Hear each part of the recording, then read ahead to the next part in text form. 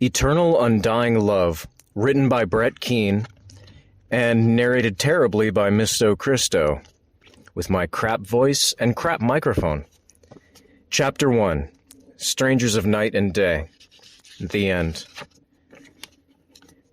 In a small town called Quiet Meadows, teenagers crowded the sidewalks in front of the high school. Freshmen who were new to the school searched for others like them so they wouldn't have to stand there alone. The preps had their cliques, and the burnout metalheads with their hard ways stood back against the wall, trying to act cool, but just as anxious to meet someone they could connect with as well. The pressures of high school had already begun before the first bell had even rung. A group of jocks circled like vultures around a short young man, mocking the way he walked and talked. It just made matters worse when he stuttered, Leave me alone. Tim always stuttered when he was nervous. They taunted him and slapped him in the back of the head, causing him to drop his books and school supplies. A short distance away stood Tim's old friend Mike, who used to be like him, but vowed to change when the time had come for high school. However, Mike was still weak, not as strong as some others were, but smart enough not to interfere when trouble arose. He just stood back, sipping down a cream soda. Rap music was blaring away from the school parking lot. The blacks blared the bass for all of the state of Missouri to hear, even those it did not appeal to. A group of skinheads who were closer to the school mumbled and cursed, directing it towards the blacks. 2 rows down in the parking lot, a sophomore by the name of Steve Manning scrunched down in his seat, shooting up steroids, for he knew he needed power and strength if he ever planned to play high school football. He got his cheerleader girlfriend hooked on smack and speed. Then there were the blood-bought Christians, saints of God. Christians who watched from the sidelines, judging everything around them that they didn't agree with the way their parents had blindly taught them. Now they watched with no intention of helping, as the unpopular young man, Tim, was still being terrorized by the jocks. They just turned their backs on him and giggled to themselves about what they did after church service last Wednesday. They tried to make themselves righteous when when a freshman girl who practiced Wicca walked by and chuckled sarcastically, Love thy neighbor, ha! Doesn't Tim live right next to you, Susan? Go to hell, Satan, bitch! one intelligent Christian said, showing her true colors. I told you 1,000 times that Wicca does not deal with Satanism or God. She was interrupted by Susan, the Christian.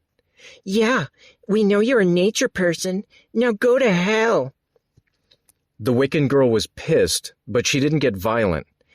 She just turned her head and held her hand directly up to Susan's face, then proceeded to give her the bird. We would just get suspended, in trouble by our family, and well, it's just not God's will. Susan slapped her hand away. Jenny smiled, and as she walked towards the fight, she looked back and chuckled. Was it God's will to make out behind the music building with the captain of the football team?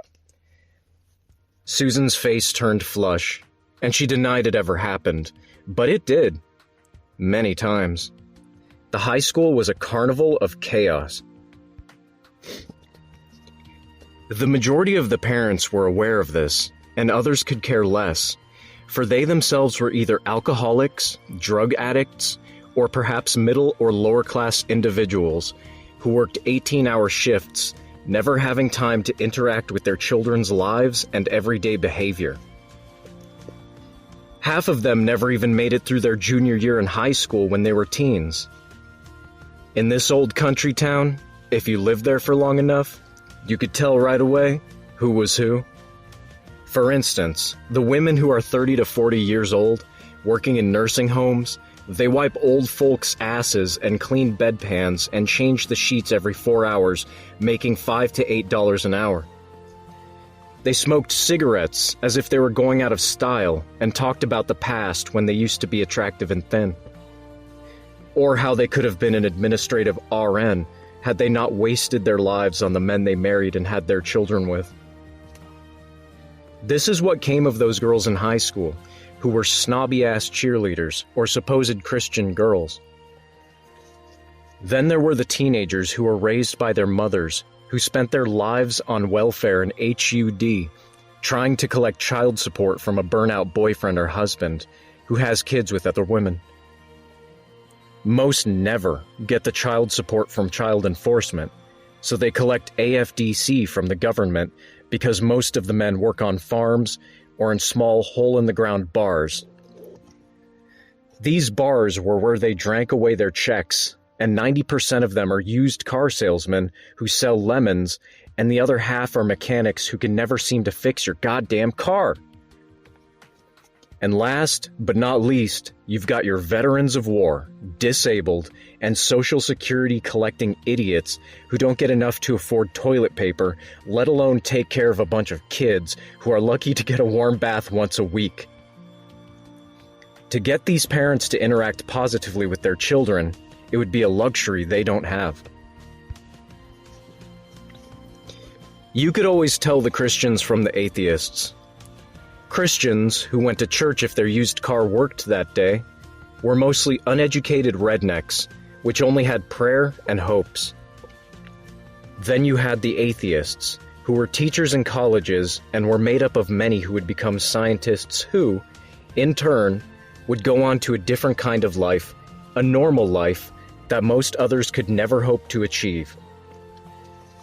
They studied evolutionism and creationism, intending on not staying in this godforsaken town of quiet meadows. Sure, there were the educated Christians and Catholics, and so on, but they were the ones who held the money bowls and got the tax cuts, just for claiming that God exists. In addition, there were the atheists who claimed witchcraft, sorcery, or occults. Some nutbags even claimed to be blood-sucking vampires. Funny thing was, they shoved Snickers bars down their necks at home.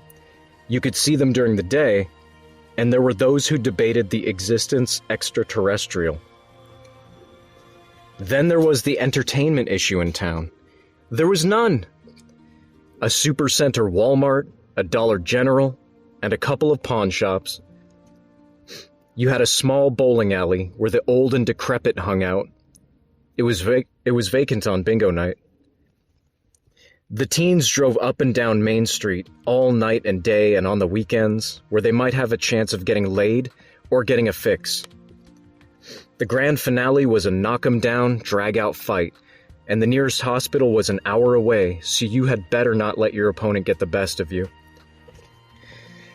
As you can see, things were pretty much routine, and it seemed like there wasn't much of a possibility of change. The town should have been called Nursing Home Haven, but if you ever asked a teen or adult what they call this place, 90% would say hell. Then again, a few would look at you as if you were dumb or if they were confused by the question.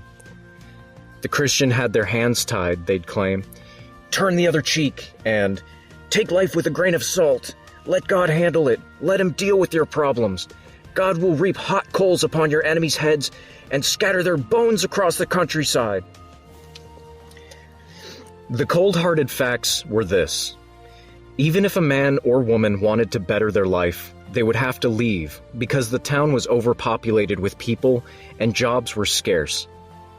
Many had take-home pays that wouldn't even get them home. They were miserable. Just fight or hide was your option as a teen in school, but tomorrow it starts all over again. Soon you'd get your ass kicked, so you'd better hide well. Survival of the fittest. This way of thinking that got many people dead. Unfortunately, this is how it had been for years. The parents claimed to have had the same problems as their children, but this was false. Life was hard, but it gets more complicated.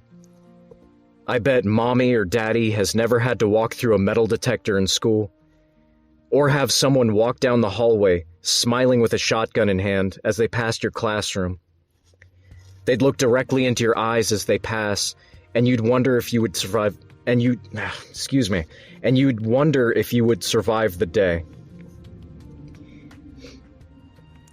New elements spawning from music, television, and the internet would cause everlasting damage. Before a child leaves high school, the child will have seen brutal acts of rape and over 40,000 murders from television alone, gradually causing everlasting damage.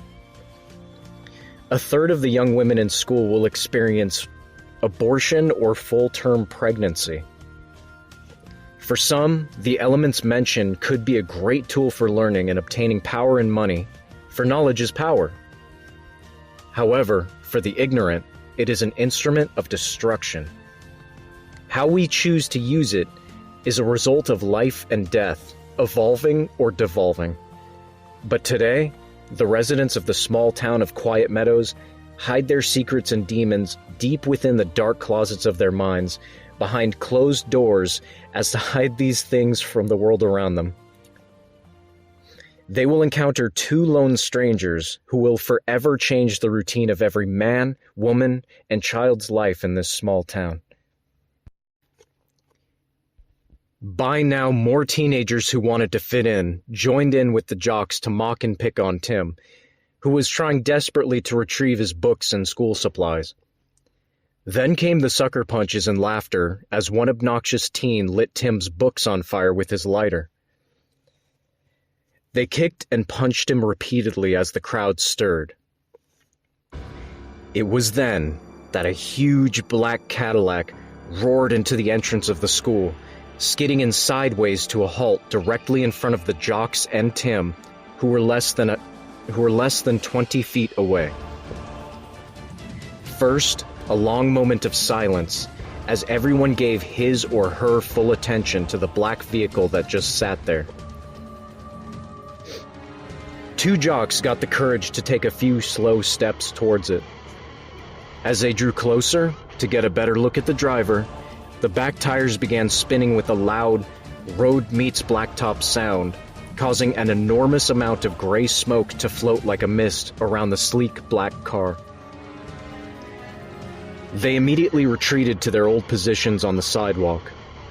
The rap music from the blacks still blared, although they themselves watched from afar attentively. Soon the smoke began to clear, and the Cadillac could be seen clearly. Jenny coughed, as did many others.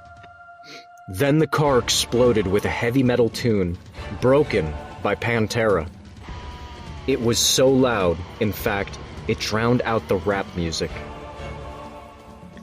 Then, after another moment of silence, I can't see the driver. He's got those damn sunproof windows, a jock told his friend as he pointed towards the car.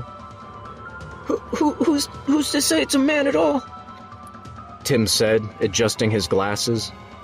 Yeah, could be a chick, Jenny replied, helping Tim off the ground. Tim squinted his eyes, looking hard at the car. He, for some reason, had a strange feeling, as if he were looking upon the devil himself, but that thought quickly left his mind. As Tim was brushing off the blood and dirt from the jock's assault, he watched as the driver's window came down slowly. Yet, still, they could not see into the car's interior, nor could they see the identity of the driver. The engine revved loudly 3 times, then stopped, and silence again, causing some to get nervous and others overly anxious. As moments passed, others began sensing danger, that the driver may have a weapon of some sort, or that he could possibly be some crazed psycho looking to kill, or worse. Others evaluated the situation and decided it was probably just some Others evaluated the situation and decided it was probably just some teenager trying to show off his wheels and intimidation skills. Hey, motherfucker. Why don't you step out of your little pussy-ass car? 'Cause if you got a problem, I'm your problem solver. A big jock named Biff bluffed, better known as Moose to his friends. Still nothing, until Jenny noticed something dripping from the bottom of the car door into a decent-sized puddle on the ground. It appeared to be blood. Mike became aware of it as well. Then everyone stared at the new finding in utter confusion and fear. All of the sudden, black smoke began seeping out. I'm so sorry. All of the sudden, black smoke began seeping out of the driver's side window, the one nearest to them, then little smoke rings. The dude's got blood coming out of the car, and he's just sitting there, staring at us all, smoking a goddamn cigarette. A metalhead named Jeff Evans whispered to his friend. Finally, a hand covered in a black leather glove slowly appeared out of the driver's side window, wielding a black cigarette. The cigarette was almost burnt down to the butt.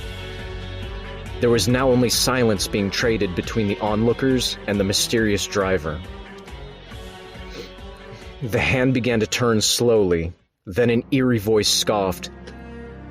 My friends, just as the cigarette burns out slowly within my hand, as will all of your lives. And with that, the cigarette was flicked. Within seconds, it landed directly on the breasts of a female that was wearing a shirt which exposed her breasts, who was standing on the sidewalk.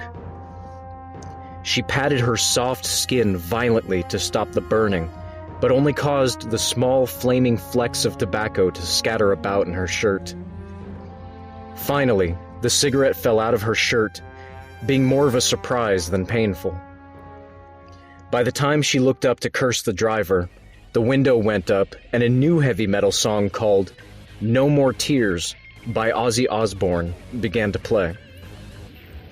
The car then burned rubber and ripped its way into the parking lot, coming to a skid and abrupt stop, almost hitting the black teenager's car and them, for that matter. They were all huddled up listening to their rap music. Cause of this, they began cursing and yelling at the driver, knocking at his passenger side window. The jocks, which were angry and curious, headed towards the parking lot to confront the driver. The bell rang, but no one entered the school. They knew something interesting was in store for them to see. Moments later, the passenger window came slowly down. 3 black guys and a black girl stood peering into the car, but could see nothing but darkness and void as the jocks had seen before. The black girl, who was slightly overweight, began pounding on the car, trying to provoke the driver to come out of the car, but to no prevail. It was then that the black girl impatiently and arrogantly shoved half her body into the car to assault the unseen driver. Her behind was hanging out of the window, with her short skirt revealing her panties and a full view of her butt. The black guys just stared, chuckling at her attempts, but mostly staring at her butt. At that moment, a huge puff of smoke came flowing out of the car window, and the black guys saw it and became worried. She got a brief smell of the cigarette odor. It was then that 2 red eyes stared directly into hers. She gasped as a huge mouth smiled, riddled with razor-sharp teeth. Shocked and in terror, there was nothing she could do. She then felt a strong hand grasp her throat and force her to stare downward, where she witnessed a horrifying sight. It was worse than a nightmare. Within this car, she could see the caverns of hell, demons, blood, fire, and it was safe to assume that it was Lucifer himself she had picked a fight with. Inside this black Cadillac was the doorway to hell. Though time seemed to cease, and it seemed she'd been there for an eternity, only seconds had gone by for the black guys who watched, giggling, outside the car door, not realizing that their friend, who was hanging out of the window, was in danger. It wasn't until a hand in a black leather glove ripped suddenly out the window, just above the black girl's back, slamming down hard and firmly, grasping her ass, right down the middle, pulling her entire body violently into the car. They heard screaming, then silence. Just then, the car started with thunderous roar from the engine, reversed, and sped by the oncoming jocks, which had been making their way over to the parking lot. The Cadillac ripped out of the entrance of the school and back onto the main road. The car and driver were gone, as well as the black girl. All who had been outside were shocked and frightened. They all remained silent. But it was the group of black guys who were the most awestruck, for they had seen the driver's eyes, blood red, and the wicked smile of a sadistic monster. But something that was even more haunting was its words. I will be back. I forgot the voice. They knew no one would believe them. Who with a sound mind would listen? All onlookers stood by in awe and terror, waiting for the police to arrive on the scene. A moment had passed, and then all of the windows in the school exploded. Pieces of shattered glass covered the teenagers, grass, and sidewalks. The first day of school had just begun. Eternal Undying Love, Chapter 1, Part 2. Written by Keane. 2 days later, all the teenagers were still talking about what had transpired. Sixth period came, and it was lunchtime. Fake food, 2% milk, and fries that were as hard as jawbreakers, yet the line was full of kids who were hungry and looking for a place to sit. The jocks came in, pushing the less popular teens around, laughing and carrying on about some poor overweight kid who was eating nearby all alone. Then, the usual ritual of pushing the weaker aside in the line so they could show their superiority, as well as be the first to eat. "Pricks," one nerd mumbled. Moose walked over to him, pork chopped him in the back of the head, then hawked a loogie on the poor guy's pizza. Well, you gonna eat that or not? Moose asked, then pushed him in the face and turned and walked away. John just stared in disgust at the big jock. "One of these days, fucker, you'll pay. You will pay," John thought to himself. As Moose started towards his friends, a girl walked by, nervously, with scraggly hair and thick Coke bottle glasses, holding her tray. Moose yanked it out of her hand and continued towards his laughing and obnoxious friends. She gritted her teeth in anger, showing off her braces unintentionally. "Look at the grill on that ugly bitch," Tommy pointed for his jock friends to see. "Give me back my tray," she demanded. "Wash your hair, you greasy cow," Steve replied.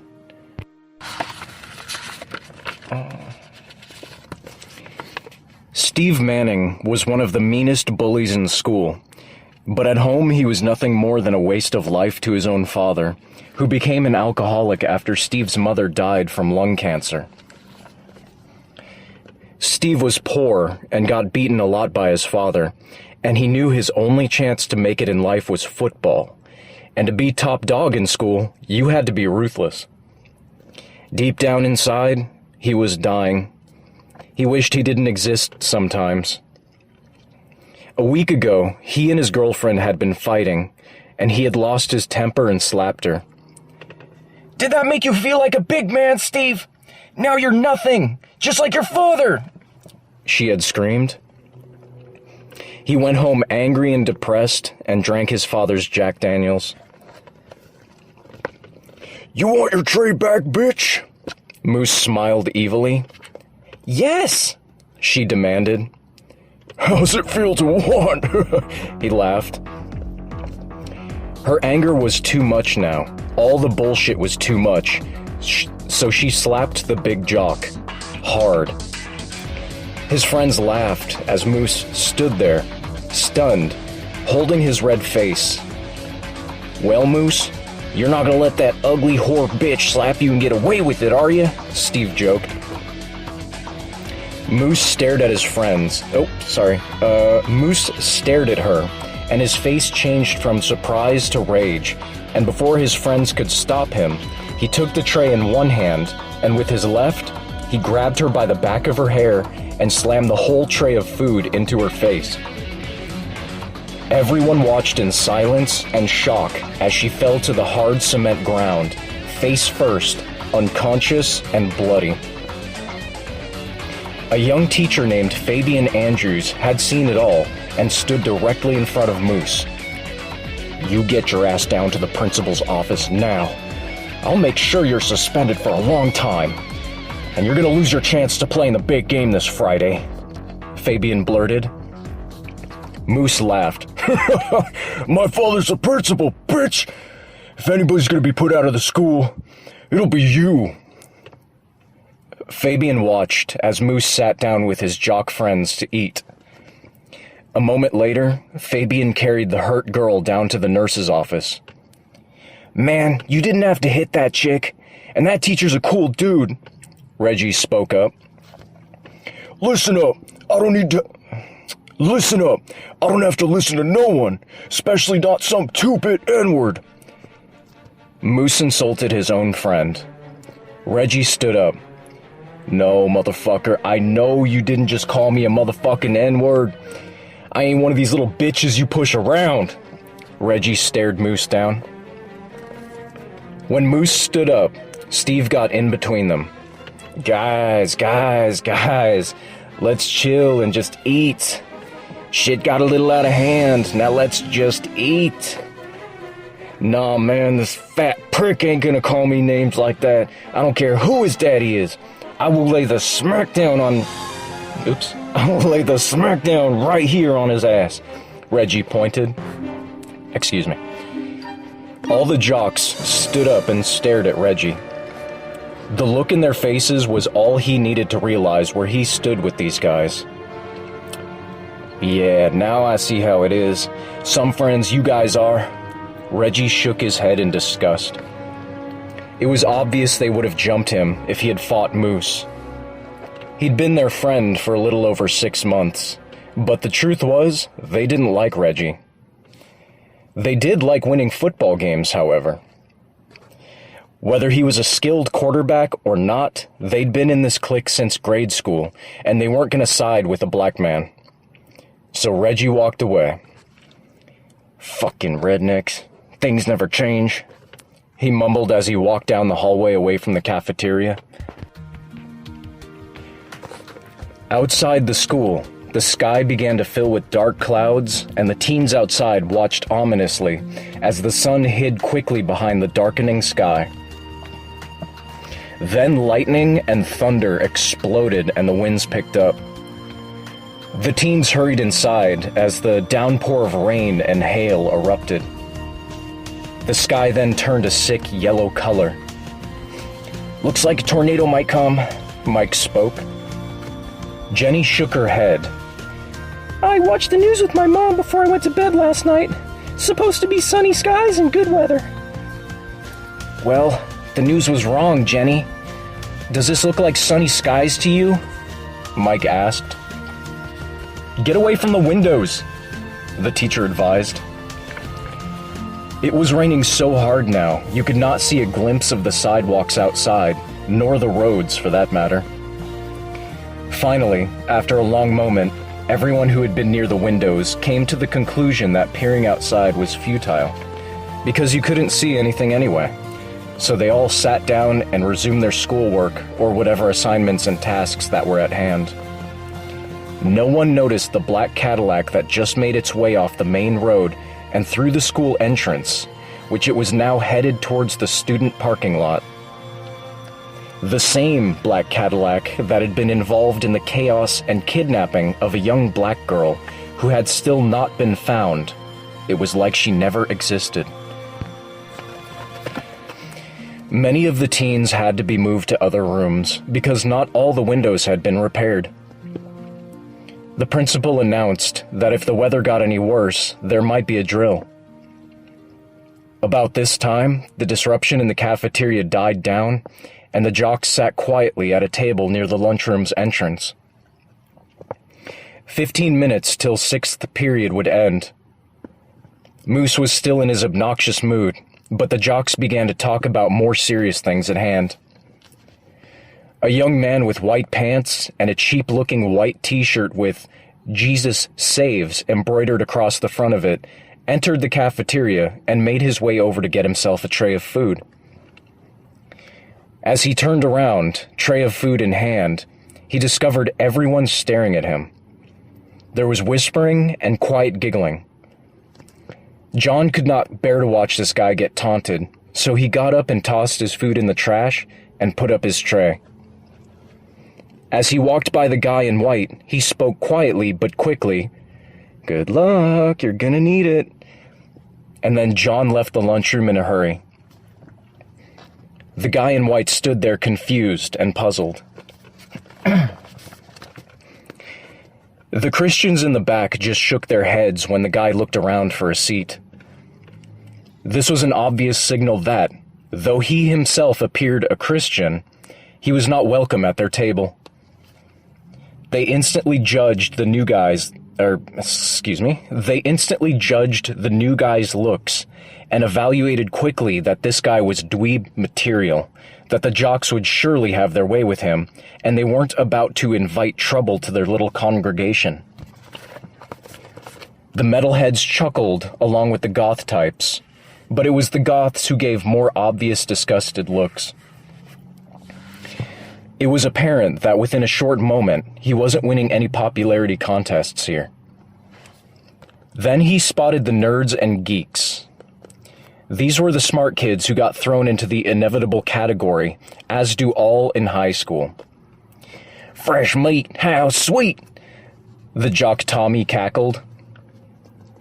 The new guy just took one more look at the Christians and smiled, then spoke quietly to himself where no one else could hear it.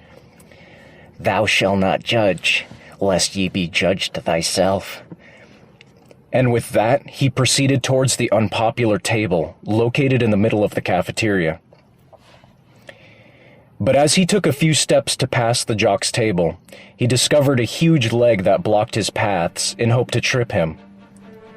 He followed the leg with his eyes to discover the perpetrator was in fact Moose, the biggest jock in school.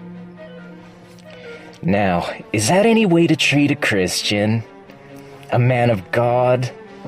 The teen in white spoke, pointing at the Jesus Saves logo on his shirt. "Dude, let's just chill for a while. There's plenty of time to pick on this loser," Steve yawned. Looks like it's your lucky day today. You may pass for now, but tomorrow you'll be doing stands in the shitter. Moose chuckled as he turned back around to continue eating. The guy smiled and continued to the table and sat at the end. All the teens who once resided at this table left abruptly, leaving the young man all alone. He looked up to find Moose staring at him from the jock's table, laughing hysterically with food in his mouth, and Tommy cackling like a deranged hyena. These Bible beaters crack me up, preaching that shit. I don't see why they don't save it for their churches. Tommy ridiculed. Yeah, we get along fine, just as soon as they figured out I'm God. Moose chuckled with food in his mouth. Isn't religion illegal in school? Religion and government divided and shit? Tommy finished. Yeah, crack's illegal too, but you don't see the pigs doing shit about that either. Moose laughed as he slapped an overweight girl on the behind as she walked by. The girl just rolled her eyes and kept on walking. Crack kills, lardass, Tommy blurted, giving Moose the high five. Let's leave Free Willy alone. She could be dangerous when she eats, Steve joked. It was moments later, after the cruel jokes the jocks had to offer, that the girl sat across from the man in white. He looked up and smiled at her. Is it okay if I sit here? She asked. Only on one condition, he replied. She rolled her eyes and asked, "Okay, what?" "You gotta tell me your name, or let me take a guess," he smiled, folding his hands. "Okay, guess," she said, amused, expecting a joke. He rubbed his temples in concentration, then looked up. Amy Mendel." She was now surprised and astonished. "How did you do that? How did you know?" she asked. He took a drink of his milk, then replied, "Well, I just thought of what the most fitting name would be for the most beautiful woman I'd ever seen, and, kazoom, it happened, Amy Mendel." He chuckled. "Cute, but I take it you don't see many women then?" she said sarcastically. He clutched his chest like he was having a fake heart attack. "I'm wounded. Why would you say that?" he asked, smiling. "I'm a lot of things, but beautiful, I'm not," she replied, looking down. He looked at her, stunned. "Well, come on, look at me. I'm the poster child for fat people," she spoke. He began holding his chin with his thumb and finger, giving the impression to her that he was in deep thought. "Well, personally, the only problem I see is that you're just a tad overweight. But with some exercise, I could see you being the head of cheerleading and perhaps the most attractive girl in this school. I mean, look at your eyes and smile. Poetry in motion." He smiled. Staring into her eyes. Sorry. She stared back at him in awe. She couldn't believe she was hearing this from a guy who, in her opinion, was fine as hell. "What is your name?" she asked curiously. "Christian," he replied immediately. "That's a nice name," she commented. "Thanks, Amy," he replied as they sat for a moment. She glanced at his short black hair and ocean blue eyes and noticed he had a nice skinny build and his expressions were very sincere. He was very unique, she thought. Something mysterious about him, and he was fascinating to her. "So, I've never seen you here before. Are you new?" she asked. He nodded. "So, what do you think about Quiet Meadows?" She took a drink. "Well, the name fits the place," he replied. "I was wondering, 'cause of the t-shirt," she pointed at his Jesus Saves shirt. "Do you believe in God or something?" she giggled. "Oh yes, I do. Actually, do you?" he asked. "Nope," she answered. "And why is that?" he asked. Excuse me. "When I was younger, my mother used to force me to go to church. She would make me get up early in the morning and she would say, 'Amy, if you don't go to church, God will send you to hell. Praise his name or be damned for all eternity,' and all that horse shit," she said, shaking her head. "I'm sorry that happened to you, Amy. And what about your dad, if you don't mind me asking? Why was your mother like that?" he asked. "My mom wasn't always a church hermit. Her and my dad used to be pretty wild. My uncle, who was my father's brother, told me this. My dad had died from falling asleep behind the wheel, and my mother flipped out. We lost everything during my mom's nervous breakdown. See, I heard a preacher say once that God would never put too much on a person, and that God wants us to be as innocent as children. But he broke my mother to the point that she lost her mind. And what kind of God would let a child suffer?" Amy finished. Christian stared with total interest of her words. "I'm boring you, aren't I?" she smiled. She felt like she said too much. "No, you're not. Not only are you attractive, but very deep as well. And I'm happy to have met you," he smiled. "So, how's everyone been treating you?" she asked. He looked in the direction of the jocks and discovered Moose giving him the bird and replied, "Stupid is as stupid does." She smiled at the whole she saw the whole situation and laughed at the Christian wit. So you really think I'd look good if I lost weight? She asked. You already look great, honey. Don't sweat these people in the school. I used to have to put up with the same stuff when I was big. I lost weight through exercise, but what you gotta understand is they're just ignorant. Believe it or not, it's like this everywhere. I have transferred from school to school, and it's all the same. If it's not one thing, it's another with these types of people. Sooner or later, they'll grow up, and the truth shall set them free. He smiled at her. She smiled back. That's a really interesting way of putting it. The waiting for people to grow up part could take a long time, though. Maybe forever, she replied. Well, Amy, they reap what they sow. It all comes crashing down in the end. It always has. Always will, he finished. Yep, and what a web they've wove, she sighed. Amen, he laughed.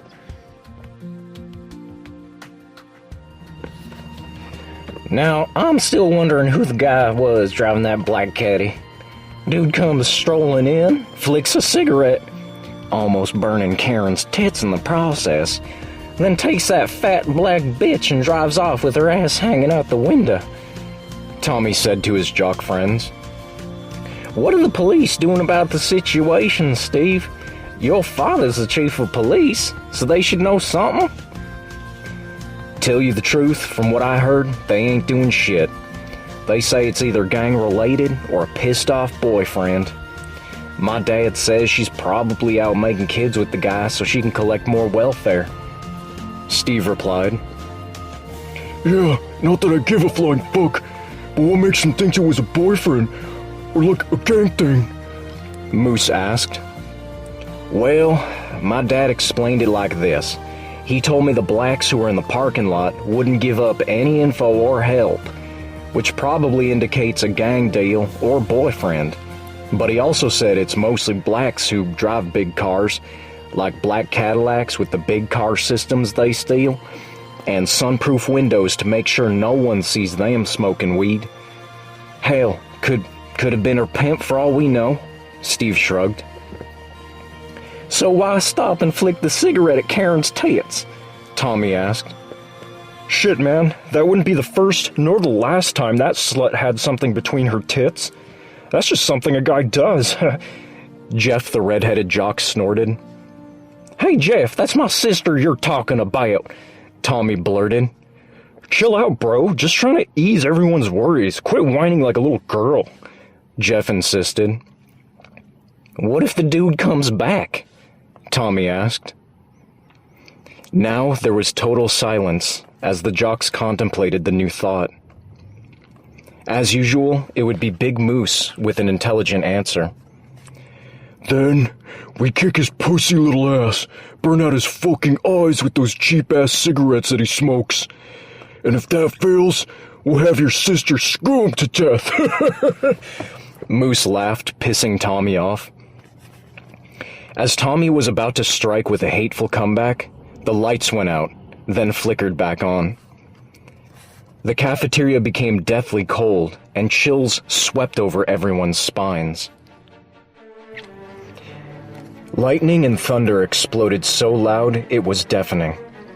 The lights died and came back on, and there at the entrance of the cafeteria stood an ominous, dark figure. The jocks stared and were not far from staining their undies. Coal-black hair, with a few strands of ghostly white, rested like a blanket of darkness over the broad shoulders of this man of black. Shades like the Terminator, and a black and red goatee to boot. Thick eyebrows that curved like bat wings.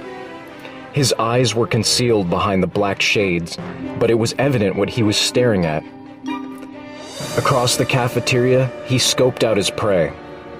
The young man in white, known to Amy as Christian. The jocks stared him down. Everyone but Moose showed concern. Though the stranger appeared to be 6'6", Moose estimated his weight at a little over 250 pounds. All muscle, he felt like he could take the guy if need be. His black leather trench covered most of his enormous physique and broad shoulders. He wore black leather boots with spiked jewelry, a belt buckle that resembled a skull, made of metal, and the belt itself appeared to have distinct design of hieroglyphics. The upper body concealed with a black sweatshirt under the trench, with the crucifix logo on the front. It was then that the man of black began to remove his black leather gloves, revealing round, hole-like scars on his wrists, exposing to some who assumed it was huge cigar wounds, but the Christians who sat in the back knew all too well what statement the scars were making. The man must have inflicted the wounds upon himself, in hopes of resembling the crucifixion of Jesus Christ. At the same time, looking young, he also appeared to be like that of a resurrected corpse, being that his skin was so very pale. Everyone but Moose became worried, as they all speculated that this was, in fact, the driver of the black Cadillac. Steve grimaced as he remembered the blood that dripped from the bottom of the car door into a small puddle on the road. The man of black walked slowly but melodically, as though the wind carried his awesome torso. It was then that Moose put his leg out, like he did everyone, just for shits and giggles, to trip people or block their path. The man of black stopped and slowly turned his head to stare at the arrogant teenager. "You're the one with the rich daddy, aren't you?" The man of black spoke in a very low tone. The other jocks were surprised at their friend's behavior. Moose wasn't scared of anyone, they thought. That's why they had appointed him their fearless leader. "Yeah? So what's it to you if my dad's rich?" Moose blurted. Like lightning, the man of black stomped the big jock's knee until it made a loud, sickening snap that the whole cafeteria could hear, but wished they didn't. As Moose lay on the ground, whimpering like a one-legged dog, the man of black sneered as he stepped over him. "Good. Then your daddy can afford to buy you a new wheelchair." A lot of people hated Moose for being a bully, but they were feeling sorry for the poor lug now. Football was now out of the question. There was no doubt about that. Aisle by aisle, the man of darkness walked until he reached the end of the table where Christian sat across from his newfound friend, Amy. Is he a friend of yours? Amy stuttered, frightened. "Oh, him!" Christian smiled, pointing over his shoulder. I run into him from time to time, but as you can see, he doesn't talk too much. Not good on the communication skills, yet can be quite nasty.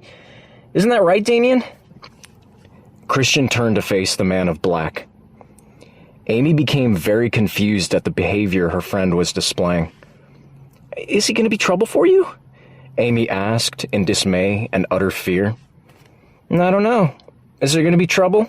I'm sure you don't want to cause a scene right here, do you? You know, so everyone can see what a monster you really are." The man in the Jesus Saves t-shirt stood face to face now with the dark figure. With lightning-fast reflexes, Damien grasped Christian by the throat and hurled him violently into the cement wall 6 feet away. As Christian slid down the wall, he fell pathetically to the ground as the man of black walked over and kicked him in the gut. He was pleased to hear something break inside the young man in white. Christian wheezed and spit up blood. "Remember what has happened today, because every day you walk these halls, I'll be walking these halls, and if I even sense you, I'll make you bleed. Any of you who walks or talks with him, well, you're as good as dead, that I promise you." The man of black eerily threatened. He began to walk by slowly past Amy. You can't just come in here and assault me. There's rules, Damien. The man in white gasped. The man of black turned towards him and replied, I didn't make the rules, so who's to say I'll follow them? Finally, Damien was satisfied with the damage he had done and walked past Amy with one last piece of advice. Do yourself a favor. Stay away from this guy, or suffer the wrath of hell. Be afraid. Be very afraid. And with those last words, followed by lightning, the lights went dead for 3 seconds. Then as they came back on, the man of black was nowhere to be seen. He had disappeared, vanished into thin air. Tears forming in her eyes, Amy ran to the fallen Christian to help him. Are you gonna be okay? She asked. He looked around at the cafeteria, which was full of teenagers, wondering if what they had witnessed was an illusion or a dream gone badly. I'll be fine. I think it's poor Moose that needs more help than I. But thank you anyway. Christian pointed. The teenagers that were staring out of the cafeteria watched in awe as the black Cadillac made its way out of the entrance of the school, and now they knew they were having a nightmare. As the car sped off, the dark clouds, rain, and yellow sky seemed to follow, as though it was literally magnetized by the man of black. As soon as the car disappeared out of sight, so did the nasty weather. The sun was out again, and birds began chirping. Why did he attack you? Amy asked, concerned. He's a troubled soul. Ever since his girlfriend had the hots for me, I told her, being that I'm Christian, she wouldn't be my type because I only date nice girls. Christian stood up. Well, does a man of God have a phone number so a nice girl can call? Amy smiled. Are you sure you want to talk to me after what just happened? Christian grimaced as he rubbed the back of his sore head. Shit, my brother's meaner than that. If he touches either of that, I'll call the police and have his ass charged with assault. That's what you should do, she informed him. Nope, I'll just turn the other cheek. Take everything with a grain of salt, like always. Christian groaned with a sharp pain. Yeah, but sometimes you gotta stand up for yourself, or people will keep trying to kick your ass, Amy chirped. An ambulance was on the way for Moose. As Christian and Amy walked down the hall, he smiled and said, Maybe you're right, Amy. I know I'm right. Now let's go see the nurse, she demanded. Okay. You got spunk. I'd better listen to you, or you might kick my butt, he joked. True, it's true. Don't fuck with a pissed off fat girl, she laughed. I'll be sure not to. Lead me, old wise one, he gestured. End of Chapter 1. Chapter 2. The Dark Gift. Thus saith the Lord, Behold, I frame evil against you, and devise a device against you. Jeremiah 18:11. It was 7th period, and a crowd of teenagers stood in a circle around Moose. The blacks who had seen the unimaginable during the Man of Black's first appearance stood staring, remembering the frightening revelation. He had said he'd be back. As the paramedics came and wheeled Moose off on a stretcher, his father watched in total anger. Moose's father was the principal. Who did this to my son? He grabbed Tommy. Sir, the guy wore all black, and some Christian guy seemed to have known him. He's in the nurse's office. He got beat up, too. Tommy stuttered. Yeah, the guy only seemed interested in beating up on the Christian guy, but Moose tried to stop him, and he broke his leg. Steve lied. John shook his head. That was a bullshit lie. Typical of the jocks, he thought to himself. John had been the victim of Moose's antics for a long time, since grade school, and wasn't a bit sad about what had happened. He was actually very happy with what had transpired. What goes around, comes around. Why didn't anyone help my son? The principal asked, furious. No one could answer that, so the principal grunted, Well, looks like the whole football team is suspended. What the hell for? We didn't do nothing, Steve growled. If my boy can't play 'cause you all sat around selfishly while he took the fall, then no one plays. Period, the principal concluded. The jocks walked off angrily. The lunch lady came over. Sir, some cameras were put in the cafeteria. I'm sure the cops would have an easier time of catching this psycho with his picture. Good thinking. I'm gonna go and find out what the deal is with this kid in the nurse's office. The principal walked off quickly, determined to find out as much as he could about the man of black. Boy, you done fucked yourself, the principal spit. Amy and Christian began walking down the hall. Amy, I have to use the facility. Christian spoke. Okay, Amy replied as she watched him head into the boys' room. Amy got a drink of water from the water fountain across the hall. When she turned around, she was surprised to find the man of black staring face to face with her. She had to look up to see his face, for he was so tall.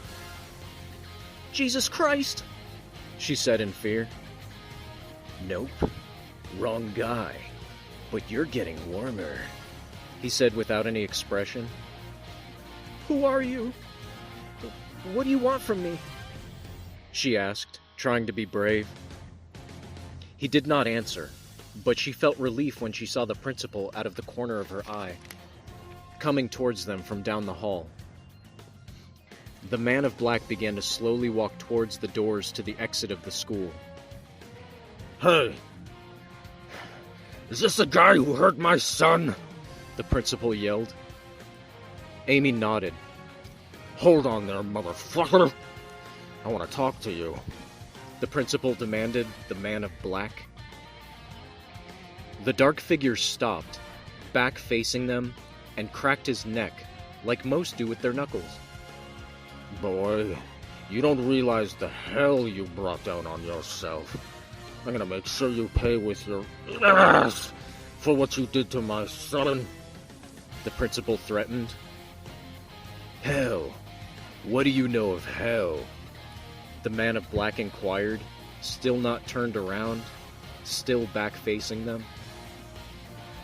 The principal pulled out his cellular phone and began dialing the police.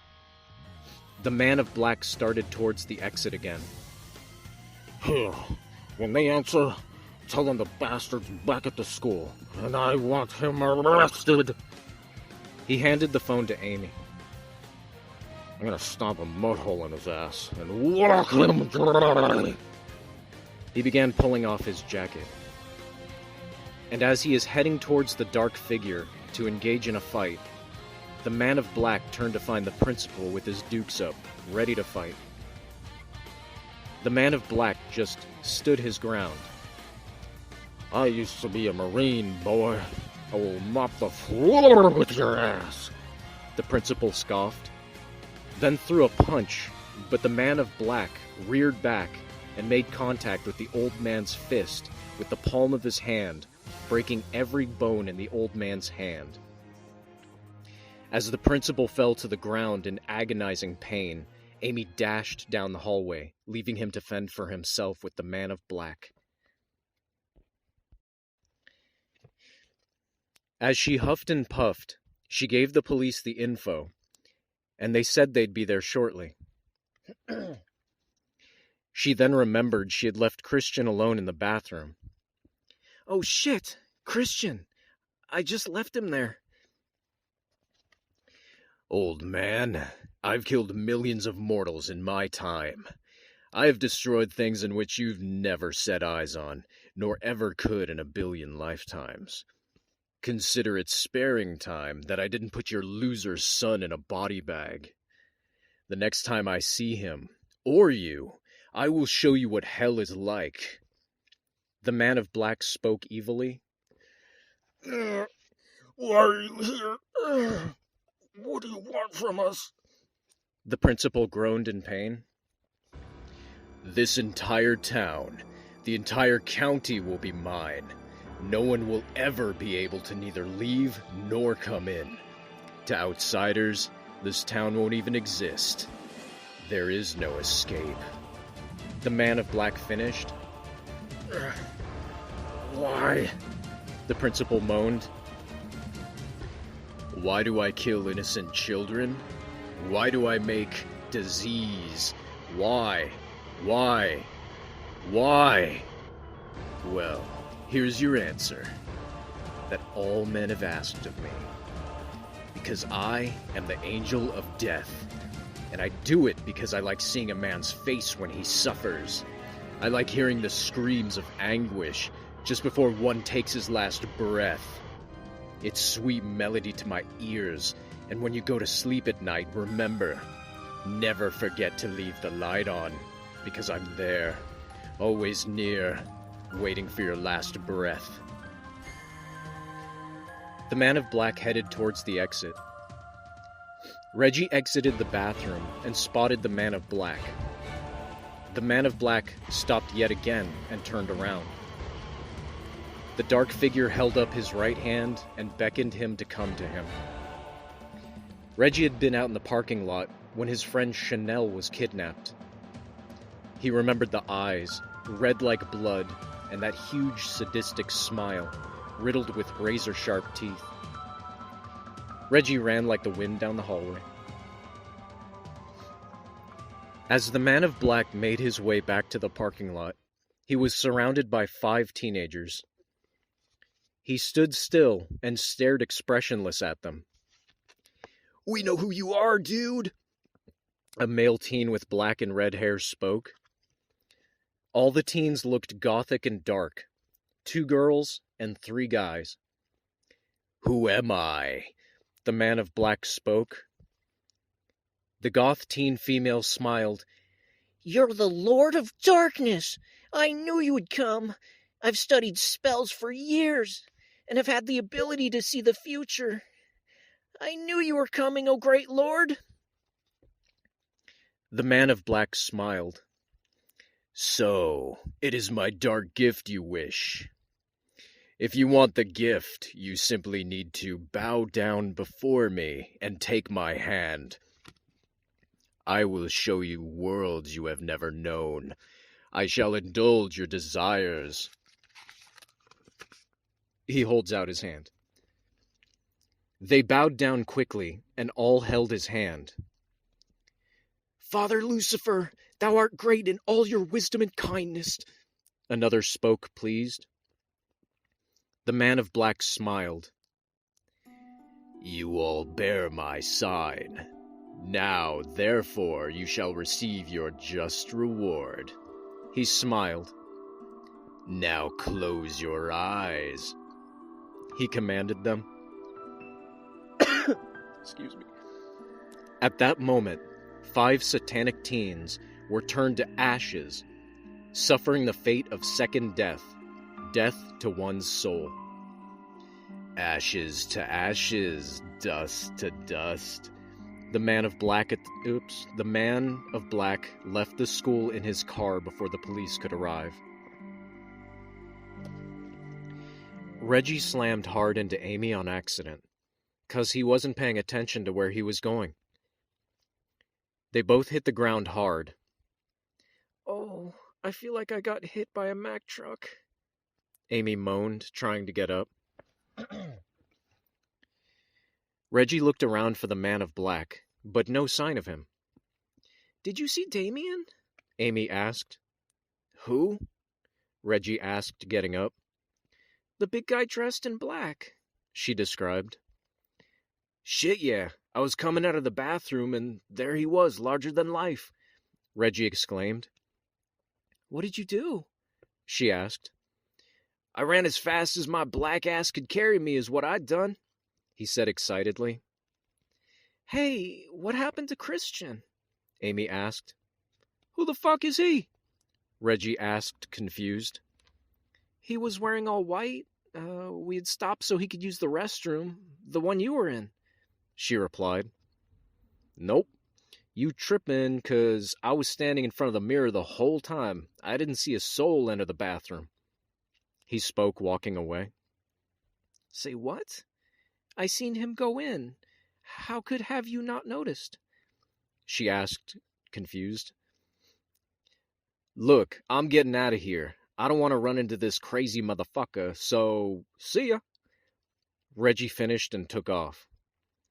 She soon followed, but now totally confused. When the police arrived, the principal gave the full rundown of the situation, all that had happened, and the tapes of the cafeteria incident. Amy and Reggie listened in. "Sir, did you see where he went?" Officer Winston asked. Yes, he went outside and got in his car and rode off that way. The principal pointed towards the main road heading south. He left out the part about the kids who were turned to dust, because he didn't himself wish to be committed. "Did you get a license?" the officer asked. "No, but the car he was driving shouldn't be too hard to find. It was an old '74 Lincoln. It was the color white. I used to have one myself, so I know," the principal added. Amy became confused, as did many others, for the man of black had been driving a black Cadillac earlier that day, and the day of the kidnapping. Why change cars? What was going on? No, the dude's car's black. It's an old Cadillac," a teenager named Scott insisted. "Seen it when he came the first time and then today." The cops were scratching their head. "No, you're mistaken. I seen the guy leave in a white '74 Lincoln," the principal disagreed angrily. They began arguing back and forth about the car. Shut up. Now listen, just give us the outside camera and videos and we'll take it from there," the officer yelled over the crowd. "Sorry, officers. I'll get the tapes. Kids these days." The principal shrugged and hurried into the school to get the tapes, cast on hand. "Now, everyone go home. We will handle this," the cop demanded. Cops. 1 week later, not very many of the teenage students were attending school, even though the police promised protection during school hours. The principal sat in his chair, in deep thought. The secretary entered. "Sir, there's a detective here to see you with the sheriff," she informed him. He nodded. The sheriff and the detective walked in and sat. "And who are you?" the principal asked the detective. They call him Stalker," the sheriff answered. "But you can just call me John," the detective finished. "Why Stalker? Why the name?" the principal asked. "It's a nickname I got from the media. Kind of stuck with me," John replied. "Oh, great. That's all we need. Someone famous in our little quiet town to stir things up. Worse than it is already," the principal groaned. He was called in because he's the best. And from what he's told me about this guy, we're in a lot of trouble. Our officers are good men, and they work hard, but they just aren't trained for this kind of situation," the sheriff said, shaking his head. "What situation? It's just some nutbag terrorizing kids," the principal mocked. "No, sir. It's a bit more complicated than that," the detective said hesitantly. "Go on," the principal insisted. "Well, first of all, the guy The guy who was on the tapes recorded previously has been identified as Damian Andrews. The detective ingested? The detective injected? I'm sorry. And so what about this Damien character? The principal asked impatiently. The sheriff bit down on his lip, awaiting the detective to tell the principal what he'd recently learned. Damian Andrews has been dead for over 10 years. His grave was dug up, but his corpse still lay within. The blood matches identical to the man I've been following for over 2 years. The hair matches, the fingerprints. I don't know how it's possible. The detective was interrupted. I don't know what kind of game you're playing, but if you expect me to believe in ghost stories, you're dead fucking wrong. Mike, we've been friends for a long time. Why are you letting this guy come in here and talk crazy shit like this? The principal asked the sheriff. I'm afraid it's true. There's some kind of supernatural force at work here. An evil force. The sheriff frowned. The principal sat back in his seat, quietly contemplating. How the fuck hasn't this been on the news or in the papers? Why hasn't anyone heard of this until now? The principal was skeptic. Everywhere this guy's been, it appears as though he can change his appearance, but most of the time he remains what some call the Man of Black, which is his true identity. We know this because of clues he's left behind. The media has branded him as many different people, and they don't realize he's one man. Many schools all over the country have seen him, but the witnesses either end up dead or discredited. For example, the California school, the Waco, Texas situation. The detective finished. No, that Waco thing. The FBI confirmed that it was a guy named David Koresh, or something like that. And it was a kid with a shotgun smiling as he went down the hall. The principal disagreed. Sir, the FBI buried the real story. The truth was, this Man of Black led these people into the house and set it afire. As all those people burned to death, he came walking directly out of the fire. The FBI shot at him, but it seemed to have no effect. He just stood there and laughed, then disappeared. The FBI covered it up. Everything he's done has been covered up. If people knew something like this, something evil and so powerful the cops couldn't prevent it, there'd be panic all over the world. The detective said straight-faced. They all sat up in silence, and the principal lit up a cigarette. Then they all lit up. This is not happening. This is some kind of sick nightmare. Who is this Damian Andrews? Why does he do this? The principal sat back. Tell him what happened. The sheriff beckoned the detective. The detective took a deep breath and then began the story. When he was a child, his father beat him and his mother. His mother lost her mind, and soon the father left for another woman. Soon after, the mother had one more child. She had been pregnant before he'd left. Well, she mysteriously came up dead 6 days after having the child. Damien was the older of the two, and the kids were put in foster homes.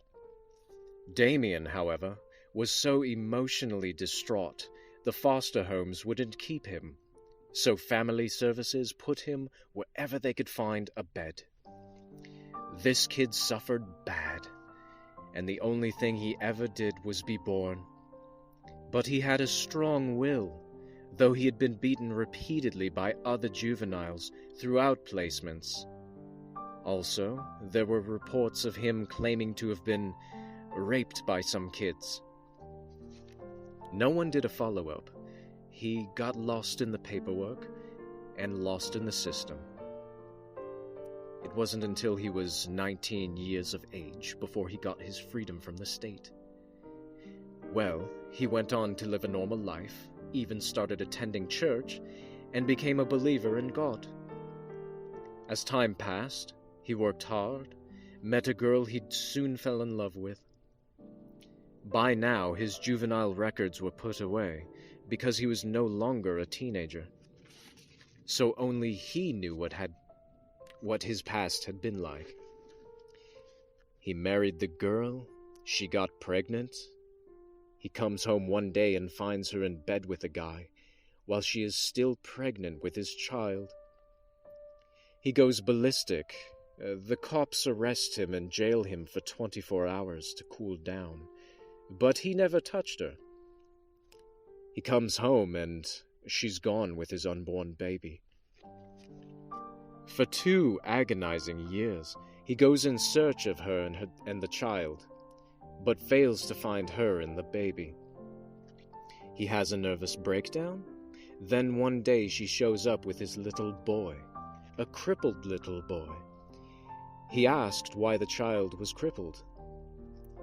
She told him the man she had ran off with beat her and the child, and that's why his little boy was crippled for life.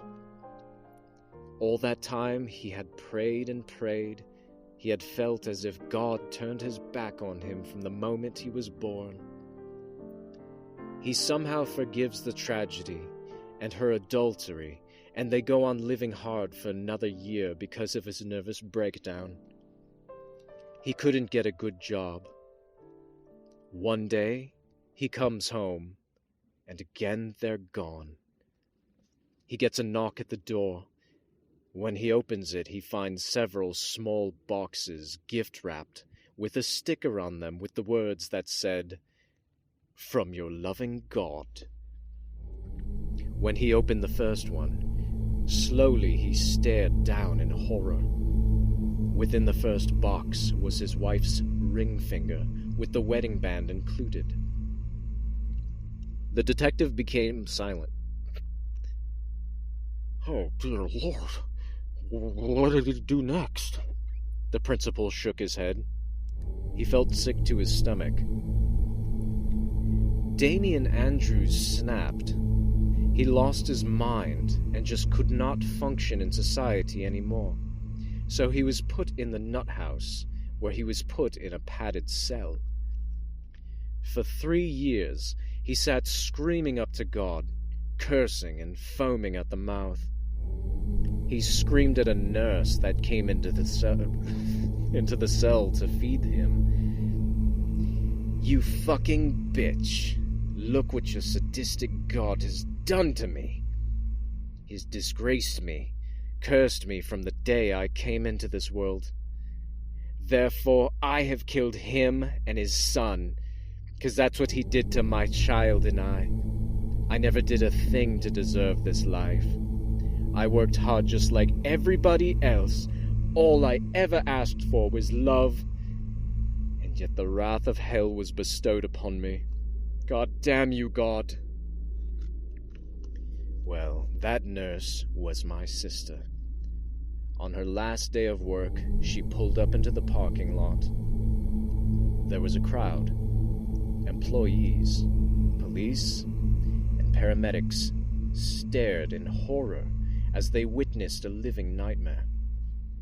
Damian Andrews had been crucified on a man-made cross that hung directly above the asylum for all to see. No one knew how he got there, or how the killer managed to pull it off with no witnesses. But the one thing that shocked everyone the most was what he was wearing. A white, blood-soaked t-shirt with the words, "Jesus Saves," embroidered on the front of it. The detective finished, and the 3 men sat in silence.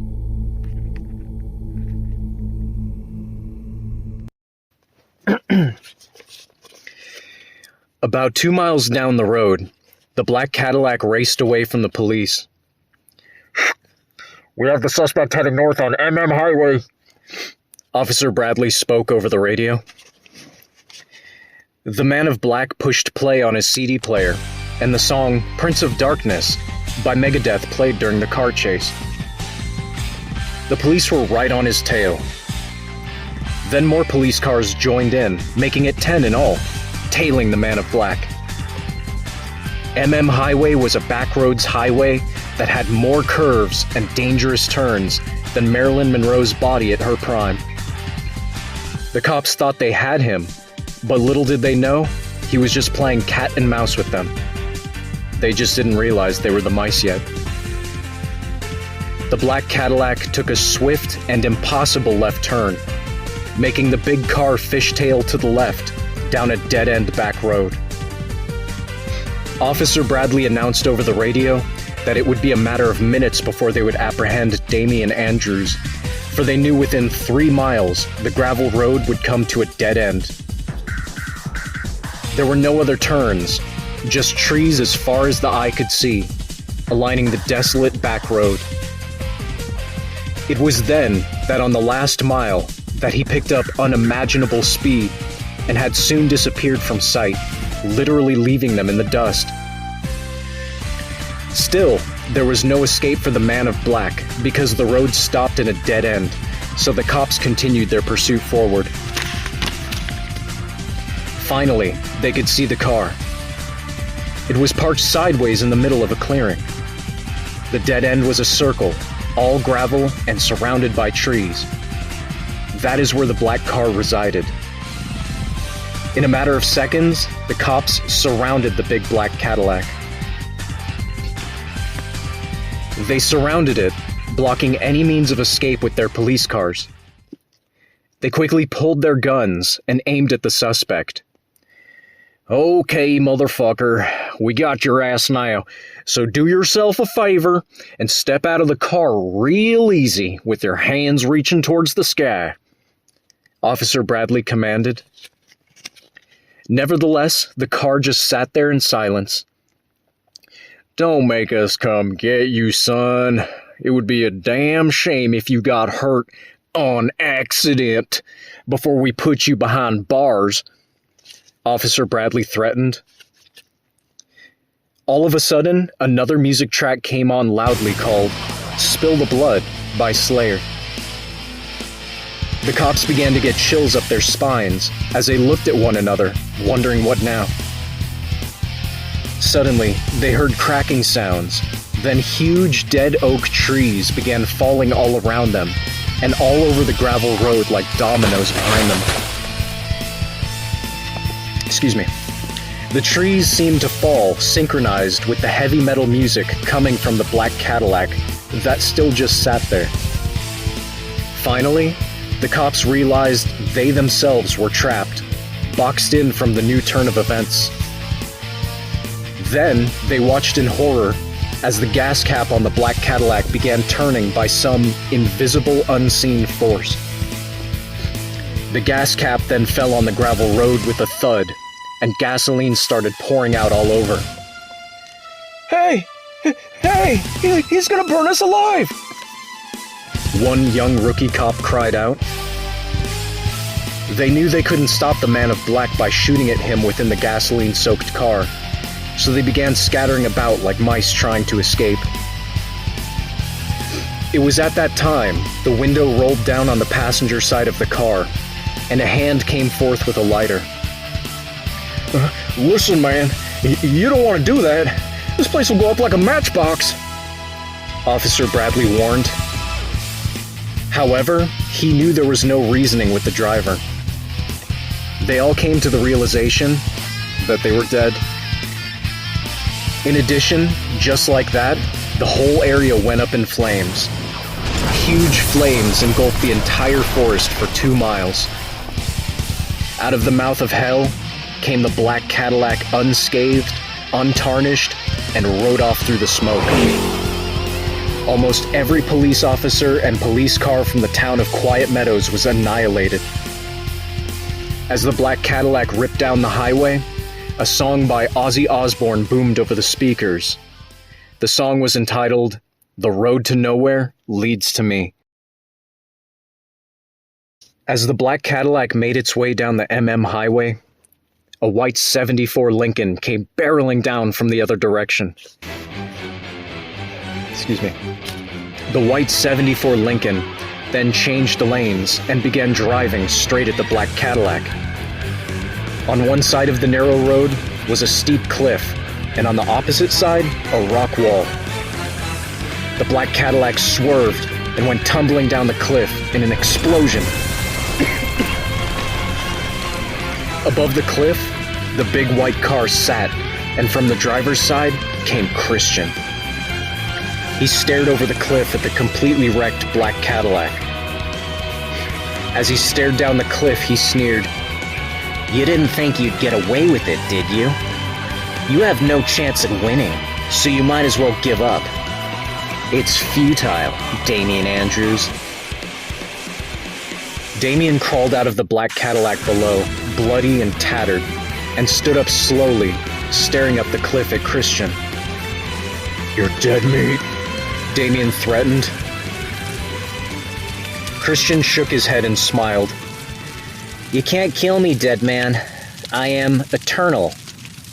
For that matter, I'm surprised you haven't figured it out yet. The man in white spoke. Figured out what? Damian mocked. That I'm you. All you ever wanted, the part of you you'll never be... That I'm you. All that you ever wanted. The part of you you'll never be worthy enough to be. Christian smiled. I never wanted the things you offered. It's because of you I'm here. But I never asked for any of this. Damian sneered. Oh, you did, Damian. In so many words, you did. All your life you cried and prayed. Don't you realize I was always listening? I heard you screaming to the heavens for answers, thinking your prayers were in vain.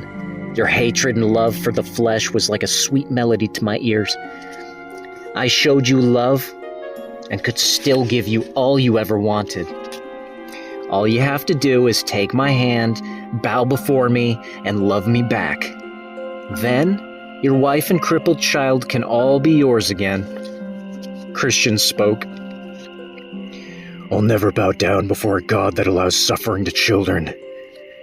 If I bowed down to you, it would mean that Sorry.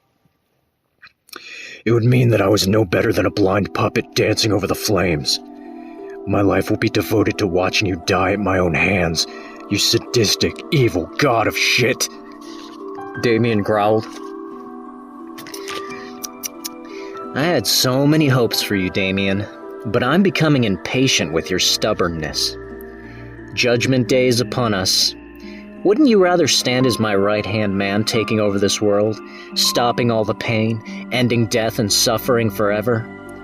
Or maybe you want to burn in the flames of hell like a pig. Christian shook his head. I'm already in hell. See, I know what hell is. It's roaming this forsaken world with regret. At one time I was helpless, but my power is growing, and soon your fate will be sealed. You don't fool me. Damian finished. Ouch. Christian began laughing hysterically. You're a fool, Damian. I know why you came here to this town. I know about your long-lost brother. Whatever you think he can do for you will fail. I'll ask you one last time in the near future your decision. For now, I'll leave you to think it over. But make no mistake, I'll be back. Christian finished and got into the Lincoln. Right before Damian's very eyes, the 74 Lincoln exploded, and when the smoke cleared, a black Cadillac identical to his own resided where the 74 Lincoln once had been. Damian cursed as the black car rode off out of sight down the highway. Damian shook his head in disgust. When he turned around to view his surroundings, he spotted an elementary school for handicapped children. He began walking towards it. As he walked in, he just stood for a moment in silence. What the hell am I here for? He asked himself. He began to walk out, but a voice whispered, I know who you are. Who said that? He asked. A little boy stepped forward out of a dark classroom. Father, it's me, the little boy said. You're dead. How can this be? He shook his head. And you're not in a wheelchair. Or in pieces. He stuttered. No, Father, I'm not. I've waited a long time to talk to you. I didn't know if I ever could. The boy stood. How did you get here? I miss you so much, son. Damien found tears running down his face. It doesn't matter how I got here, Daddy. Just be glad that I could. I have something to tell you, the little boy said. What, son? He squatted down to be face to face with the child.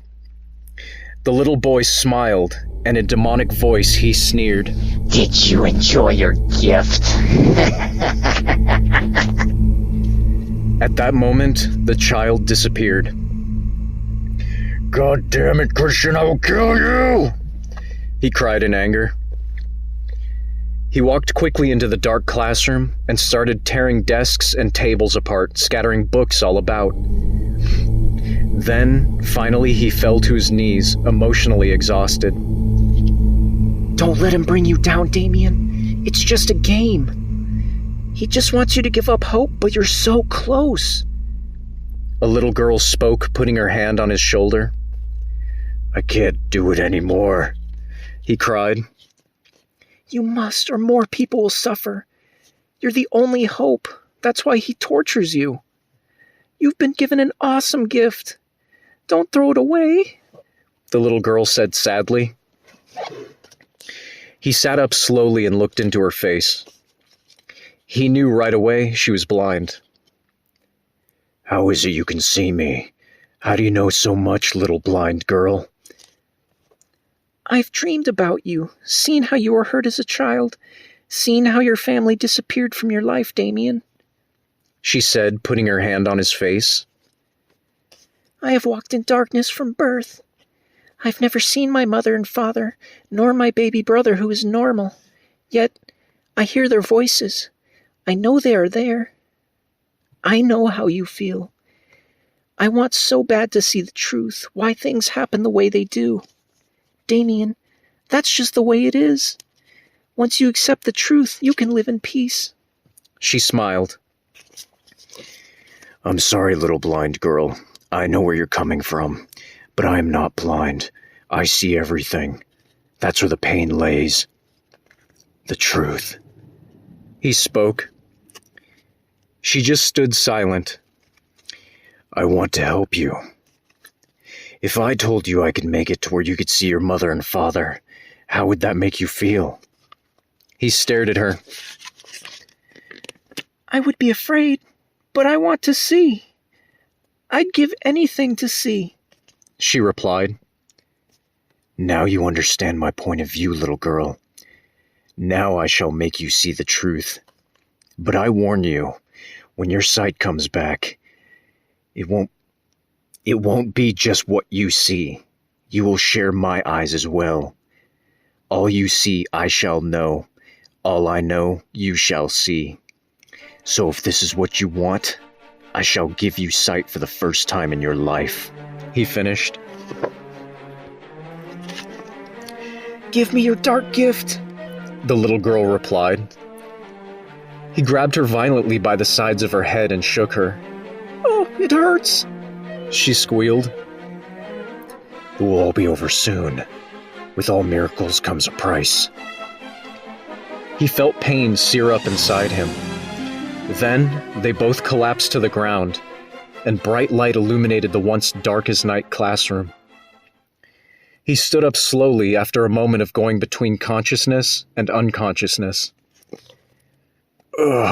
Little girl, are you okay?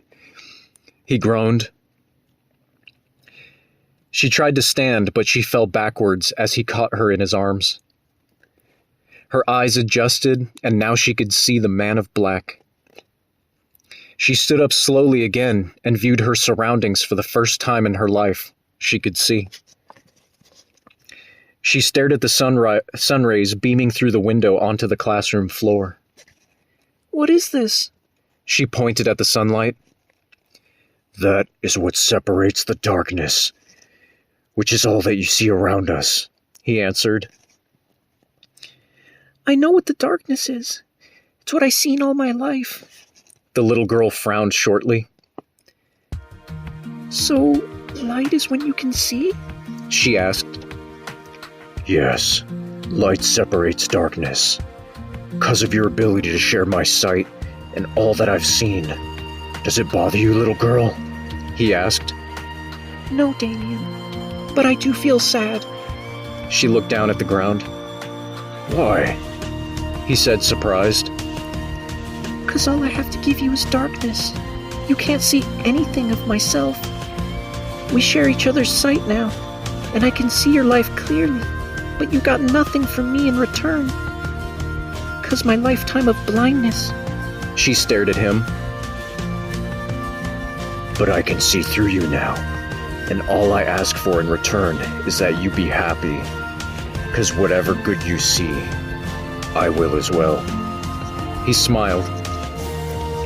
She became very happy. She became very happy now and gave him a big smile.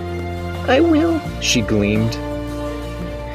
As he began to walk away, she asked one more thing. Damien, will you help the other children in this school? End their parents' suffering? I know what it was like for my parents to see their little girl blind. I could hear them at night talking and worrying about what would become of me because of my handicap. Please help the others. They deserve a chance, she said. God should have never allowed you to suffer in the first place. It should be his responsibility, he said sadly. I know you're bitter, but you have the dark gift. Maybe God has given you this power for a reason, she spoke. No, all that I have given unto me from No, all that I have is given unto me from hell. There is no redemption or forgiveness for me. God turned his back on me. All that I do will not save me, he whispered. Maybe you're right, Damien, but you have the power to save others. If I had the power, I would help those who needed help. Don't turn your back on them. Then you'd be like that in which you despise, she finished. He turned and looked at her. He held out his hand, and she took it into her own and began walking out of the darkness. You see me 'cause you wanted to see me. Some can only see what is... Oops. You see me 'cause you wanted to see me. Some can only see what the flesh has to offer. Being blind doesn't mean you're limited or handicapped, but merely your eyes are open to what is, not what you think you see. The thing in which is illusion, you accept as truth. You see me for what I am, finally, and that is your dark gift. The truth.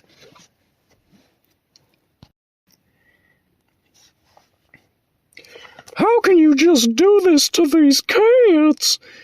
They may be special, but that gives you no right to do what you're doing to them. A worried mother spoke. Look, lady, I'm just a worker here. My job is to tear this place down. Boss's orders. A chubby contractor yawned.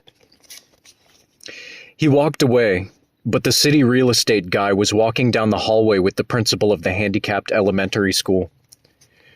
Mr. Walsh, what are we supposed to do with our kids once the school's gone? She asked.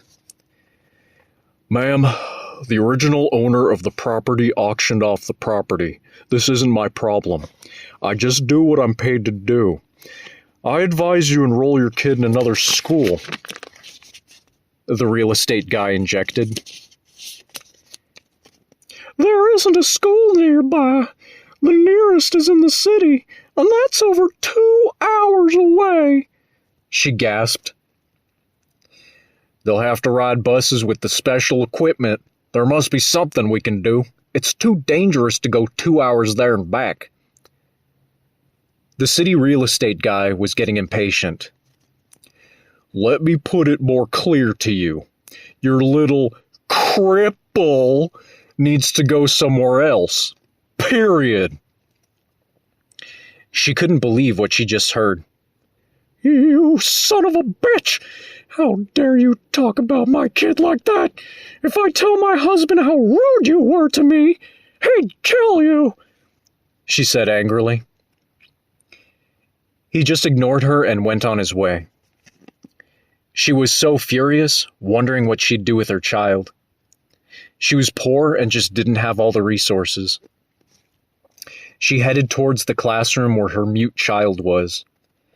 When she opened the door, she became paralyzed with intense emotion. All the children laid still on the floor, covered in blood. Blood was everywhere. She began to cry unbearably. She felt a cold hand soaked in blood touched her hand. She felt a cold hand soaked in blood touch her hand. I'm so sorry. She felt a cold hand soaked in blood touch her hand she had covering her eyes, and she looked up. There stood her son, drenched in blood, smiling. Mommy, the man of black made us well. He gave us his blood and healed us. The little boy spoke clearly and softly. She was in shock and began walking backwards into the hall, but she bumped into something. She turned around and stared in total shock as the hallways became crowded with blood-drenched children who were once handicapped, yet now they were all healed. Her son hugged her tightly. Tears of joy came down her face as she held her son. Thank you, dear Lord. She stared up at the ceiling of the school. She felt a small tug on her sleeve. No, Mommy. It wasn't God who healed us. The little boy smiled. She looked down, confused. Who did this miracle, son? Who has such power? She asked. The little girl who had been the first to be healed of her blindness came forth. Ma'am, it was the man of black, Damian Andrews, she answered. Who is Damian Andrews? The woman asked, still in utter shock and dismay. She felt as if she was dreaming. All the children began chanting together. By his stripes we were healed. From the darkness he has risen. From the death he has given us life. The children continued. She became frightened because she didn't understand. I don't understand. Who is he? She stuttered. The little girl smiled and replied. He's a God worth believing in. He is the angel of death. The little girl knew she couldn't explain it. No one but her and her healed peers could understand. Damien had warned the children not to tell who he was. He had told them to let it be a secret. He had told them it would all be pointless to explain, for now they were healed and could see with open hearts and open minds, because they could see what he knew, and he had finished by saying, "You will find that the whole world is blind to the truth. Use what you know, and remember that just because the world lives in a giant web-like lie, doesn't mean you have to as well. As long as you heed my words, you will be immortal, for my blood is life and is eternal." The children would never die, for they themselves tasted death, and now arose from it. By his stripes we were healed. From the darkness he has risen. From death he has given us life.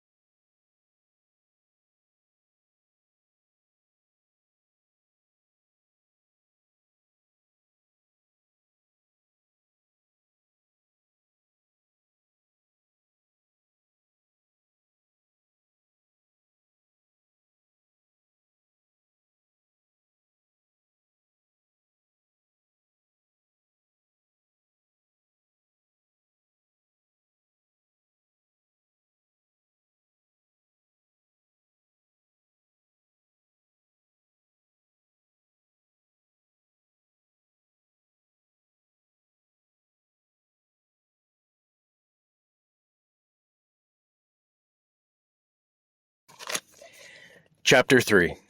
The Sign of the Beast, the Nightmare. Revelations 19:20. And the beast was taken, and with him the false prophet that wrought miracles before him, with which he deceived them that had received the mark of the beast, and them that worshipped his image. These both were cast alive into a lake of fire burning with brimstone.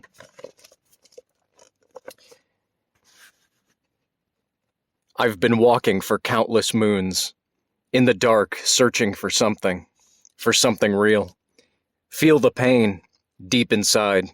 Did no crime, wrong is right. Dying and living, through day and night. Never give up, without a fight. I'm insane, play the game, try to love, rage and hate. Written by Brett Keane, typed and edited by Betty Race. The man of black stood and stared at his smashed-up black Cadillac that sat smoking just below the cliff. He himself stood about 100 feet away in the school parking lot. All the children came out the door of the elementary school, followed by the mother, principal, and city real estate man.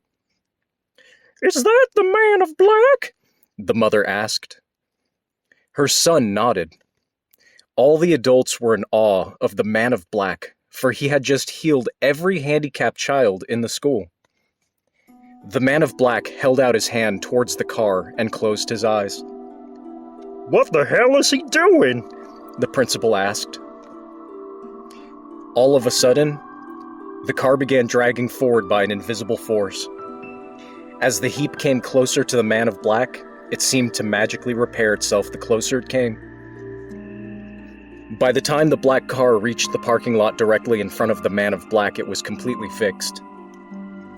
No one said a word but stood, their chins dropped.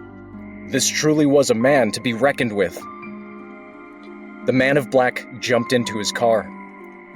In a short moment, the song Am I Evil by Metallica ripped out loudly as he sped off onto the highway. 2 weeks later, most of the teenagers began attending school, for there was no sign of the Man of Black. The Man of Black had not made any other appearances. All the blacks stood huddled up in the parking lot listening to an Eminem song about a fan who went crazy and drove off a bridge with his pregnant wife tied up in the trunk. The jocks stood over on the sidewalk discussing a plan. I think we should get some guns and take care of this asshole, Tommy insisted. Because of him, we don't get to play in the big game. Just because he hurt Moose, we have to pay for it. Steve shook his head in disgust and spoke. This is bullshit. My girlfriend is moving. My dad keeps slapping me around. There was supposed to be some talent scouts at the game. It was my big chance to make it. Now some fucker just comes in and ruins it.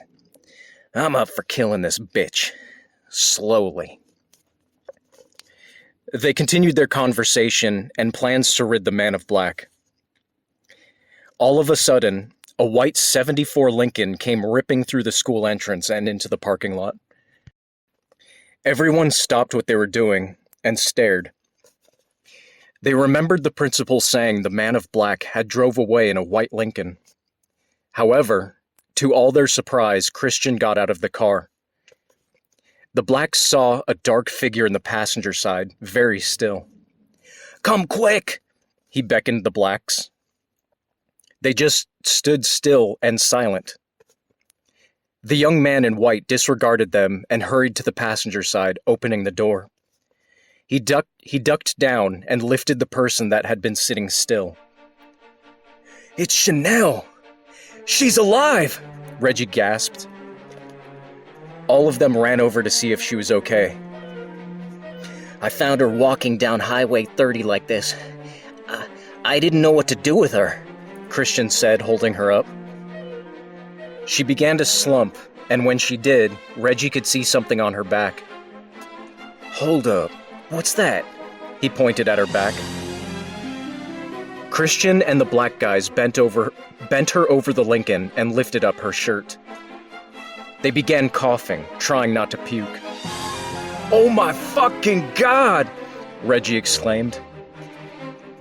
On her back, it appeared as though someone deliberately carved the words, N-word bitch, and a Nazi symbol on her back. Dried up blood and small maggots rested upon the deep incision. She then began to pass out and fall, but they caught her. The only thing she said when I found her was, rape. They raped me, Christian said, staring at her. Reggie turned and stared at the skinheads who were standing by the entrance of the school. His expression was blank, like his mind had been broken, and his body began to take control, though now it seemed an empty vessel. Take her to the hospital. I got something I gotta do. Reggie spoke like a robot, almost monotone. I'll take her, guys. I'm sorry you had to see this. I don't know what this world's coming to, Christian said, dragging her to the back seat to lie down. Reggie turned and reached into his own car, opened his glove compartment, and pulled out a gun, stuffing it down his pants. The man in white stared surprised at Reggie. Nevertheless, quickly got in his car and began driving off. As he drove towards the intersection where the highway begins and school ends, he took a quick moment to glance over and spot Reggie walking towards the skinheads. At that moment, he sped off. However, the black girl saw something very strange as she tried to sit up. The man in white was smiling at her through the rear-view mirror with tiny, pointy, razor-sharp teeth. Oof. Her eyes rolled back in her head and she fell unconscious. The bell rang, and all the students began filing into the school reluctantly. The skinheads just stood their ground. From the sidewalk came the jocks, and from the parking lot came Reggie. The jocks stared as Reggie came closer, thinking he was coming to talk.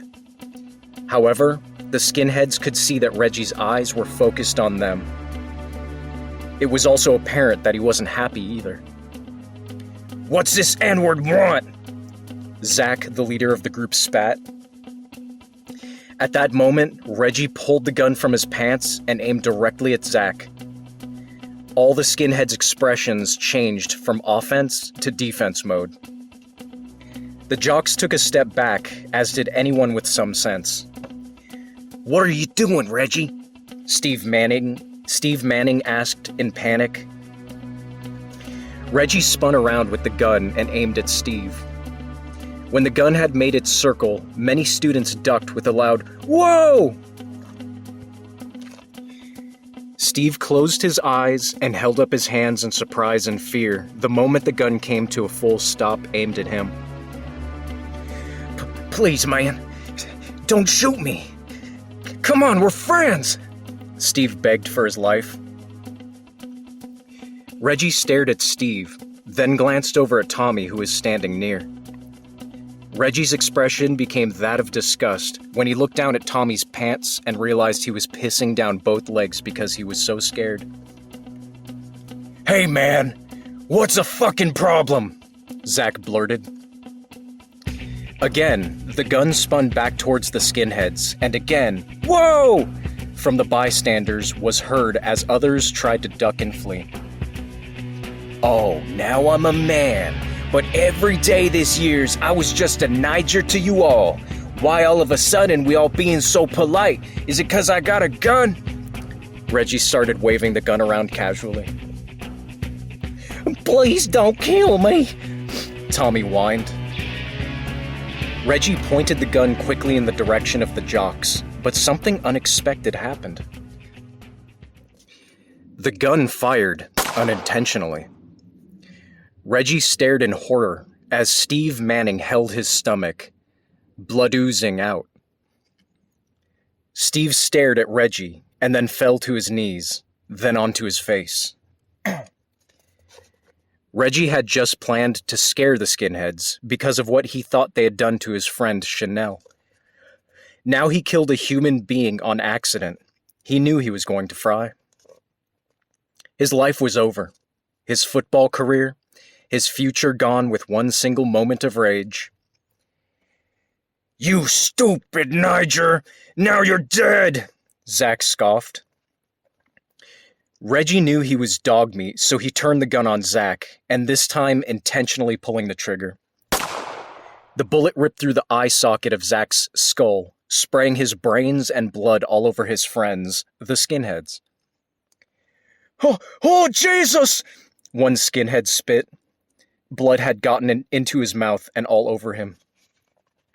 A lot of crying and screaming was going on. Tommy just stared motionless at his dead friend. I'm sick and tired of you all thinking you're better than us. You think you could just talk shit, fucking spit on us whenever you feel like it? Well, you fucked up, plain and simple.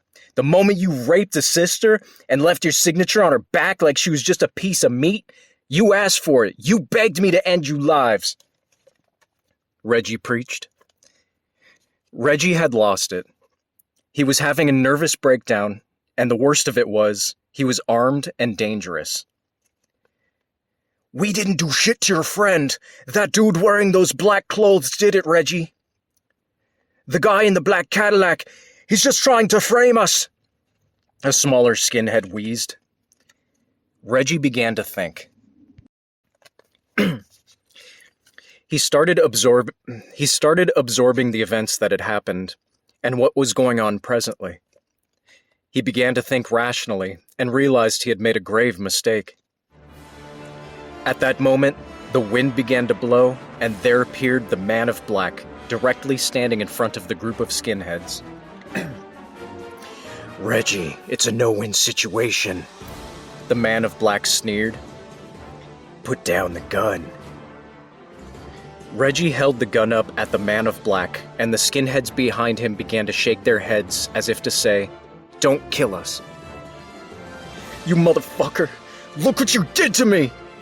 Reggie screamed. Everyone was confused, for no one except for Reggie could see the Man of Black. You'll be famous for 15 minutes on the news.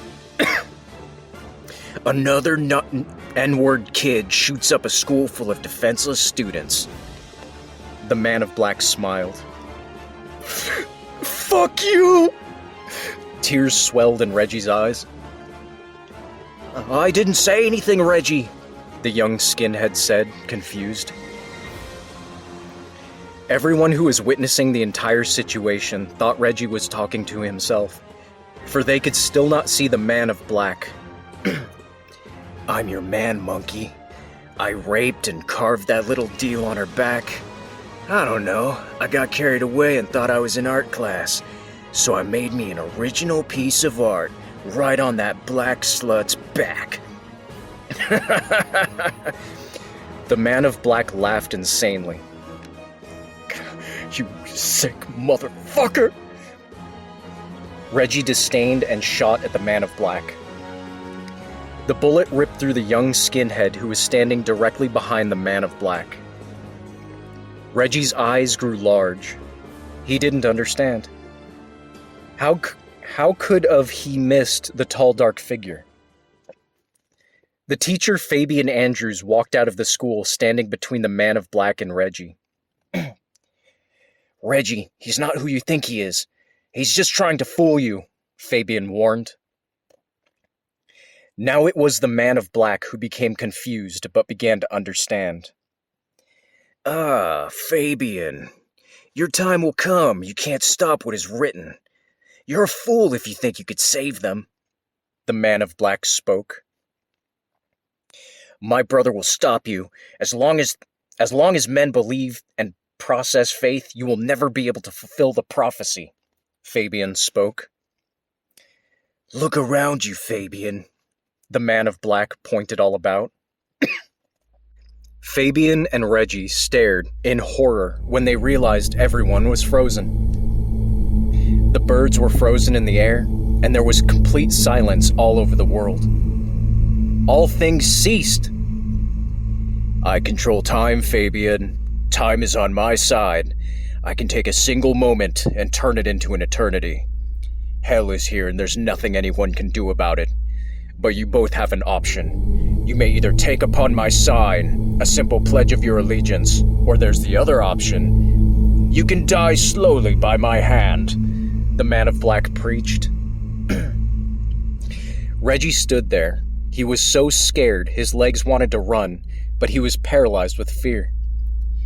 A voice told him, within his head, that the dark figure that stood before him was not a man, but the devil himself. He felt like a rat that had been led into a maze, and at the end was certain death. Excuse me. At that moment, Fabian watched as Reggie took his own life. No! Fabian bellowed.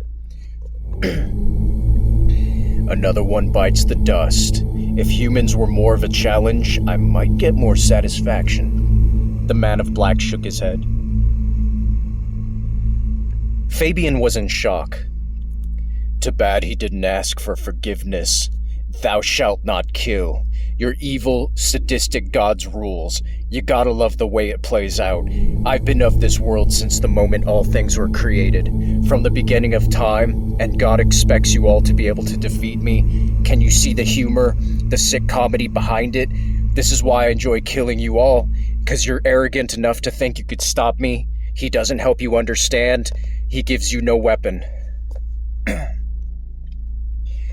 How can you actually expect to beat me? I have killed angels and the gods of man with a simple flick of my finger. I say it and make it so. Don't be a fool, Fabian. God has turned his back on this world. I am the God of all you see now. Bow down before me and I will spare your pathetic life, the Man of Black bragged. If God turned his back on us, then that would make him a liar. No, it is written you will lose, Fabian spoke. Don't believe everything you read. The Bible was written by sheep herders, making it out to look like man was God's greatest creation. A mere story of good versus evil, with you typical fairy tale ending of the hero that zooms in from the sky like Superman defeating the big bad dragon and peace to all. Do you actually believe that? Come on, Fabian. You're a teacher. You teach history. Do you actually believe that shit when in reality God ever saved the day? The good die bad, and the bad sit up rich with golden mansions and live out their fleshy desires. Am I right? The man of black asked. If you're so good of a god, then why are you forcing me to worship you? Or what was that other option? Oh yeah, or I die? Fabian ridiculed. The man of black stood silent. Tell me what you want, and I'll make it so. What will it take to make you understand? The man of black spoke. Well, you said you owned all time, that time was on your side. So give me time to think it over, Fabian finished. Damn you, Fabian. I could love you more than Jesus. The man of black cracked his knuckles, speaking in a demonic voice. At that moment, everything began to rewind, and time started up again. The birds began to fly in the sky, and everyone stood silent around Reggie's body. The man of black was nowhere in sight. Fabian took one last look at Reggie's dead body and walked back into the school with a blank expression on his face. Excuse me. He knew the nightmare had just begun. As the white 74 Lincolns sped down the highway, the song Number of the Beast by Iron Maiden played loudly over the car's speakers. The black girl sat up in the back seat. Christian turned off the car stereo. It was now raining hard. Thunder and lightning rocked the sky.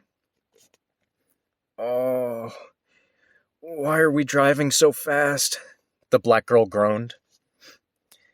The locks on the door went down. She was trapped. Hey, what are you doing? She asked, frightened. Christian turned back on the music. The 74 Lincoln turned off the highway onto a small, desolate road. Then a moment later, the car turned off onto a back road out in the middle of nowhere, only trees all about. If you wanted to murder someone, this was the perfect place, she thought. Far enough from civilization that even if one wanted to scream, it would be pointless because no one would hear you for miles. Her body hurt so bad, she knew fighting was not going to be an option. The car picked up speed as it sped off into a never-never land. What are you planning to do to me? She asked. Finally, the car stopped and the music went off. Why are you so afraid? He turned and faced her. Well, you've been driving like a bat out of hell. Then take me to a remote area. Why shouldn't I be? She asks sarcastically. He smiled. All of your life you've been rushed towards death at blinding speed. Fornicating, prostituting, drugs. And on many occasions, when it was convenient for you, you stole, lied, and cheated. Hell, girl, you broke every commandment of God. Well, except for killing. But I'm sure if given enough time you would.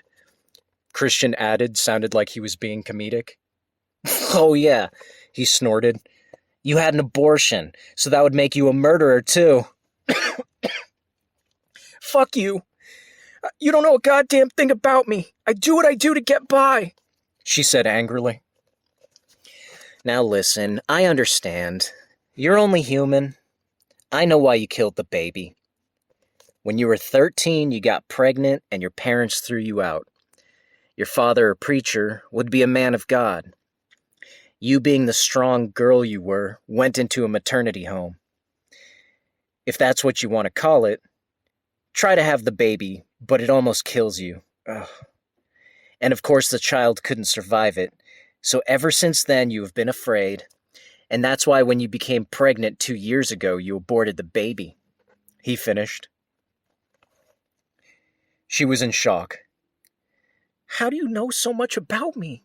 She asked. I know you chose to have your third child at 15. You do your damnedest every day to take care of yourself and that baby, with no man there to help you support it. It truly is sad, he said, shaking his head. She began to cry.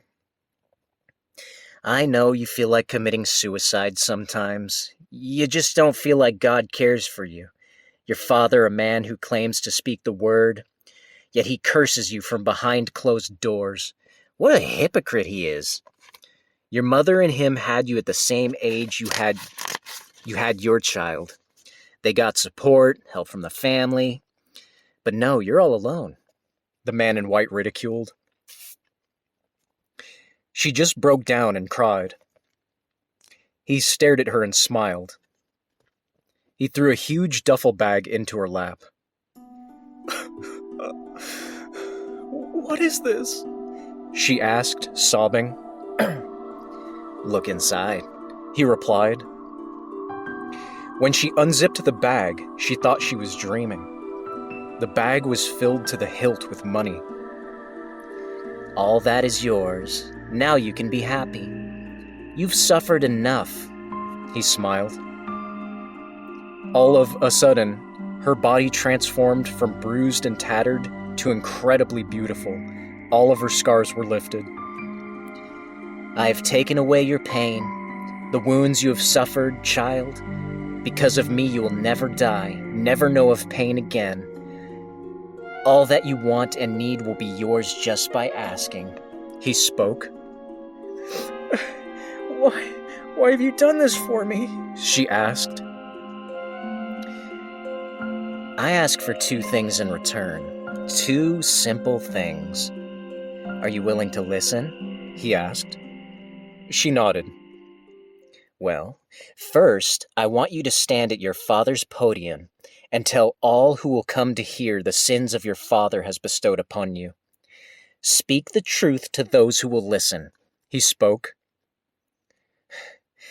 I've always wanted to do that, she smiled. Good. Now for my second request, he continued. The man who hurt you like this is Damian Andrews, known to all as the Man of Black. He wishes to stop me from doing good will unto men, and if he has his way, everything I've given you he would take away. He enjoys man's suffering. I'm surprised he didn't kill you. The Man of Black is trying to deceive those who will allow him the chance. He's a liar and tries to destroy all that I've done, so he himself must be destroyed if ever there was a chance for peace in this world. He spoke. Why does he do these things? Why does he hurt people for? Why did he hurt me? She asked. He takes pleasure in destroying God's creations. He hates everyone because of the loss he suffered when he was a man, Christian replied. What did he lose? She asked. Everything, he answered. I appreciate what you've done for me, but I have to know who you are. She asked. I'm an angel, he replied. A chill swept over her spine. An angel of God? She asked. Yes, I've come to this world like many others to save mankind. We came to rid death and suffering for all time. The Man of Black has killed most of us, and if he isn't stopped, the suffering continues, he finished. They both sat in silence. Is he the devil? She asked, afraid. No, he's not the devil, nor is he an angel, although he is more powerful than an angel, but more evil than any demon could ever hope to be. Christian frowned. She shook her head, puzzled. I don't understand. If he's neither, how could he be so powerful? What the hell is he? If he's just a normal man of flesh and bone... What the hell is he? If just a normal man of flesh and bones like me? Christian stared deep into her eyes and answered the question. Though his words were few, she knew in her heart the end was near. Damian Andrews is the Antichrist. End of chapter 3.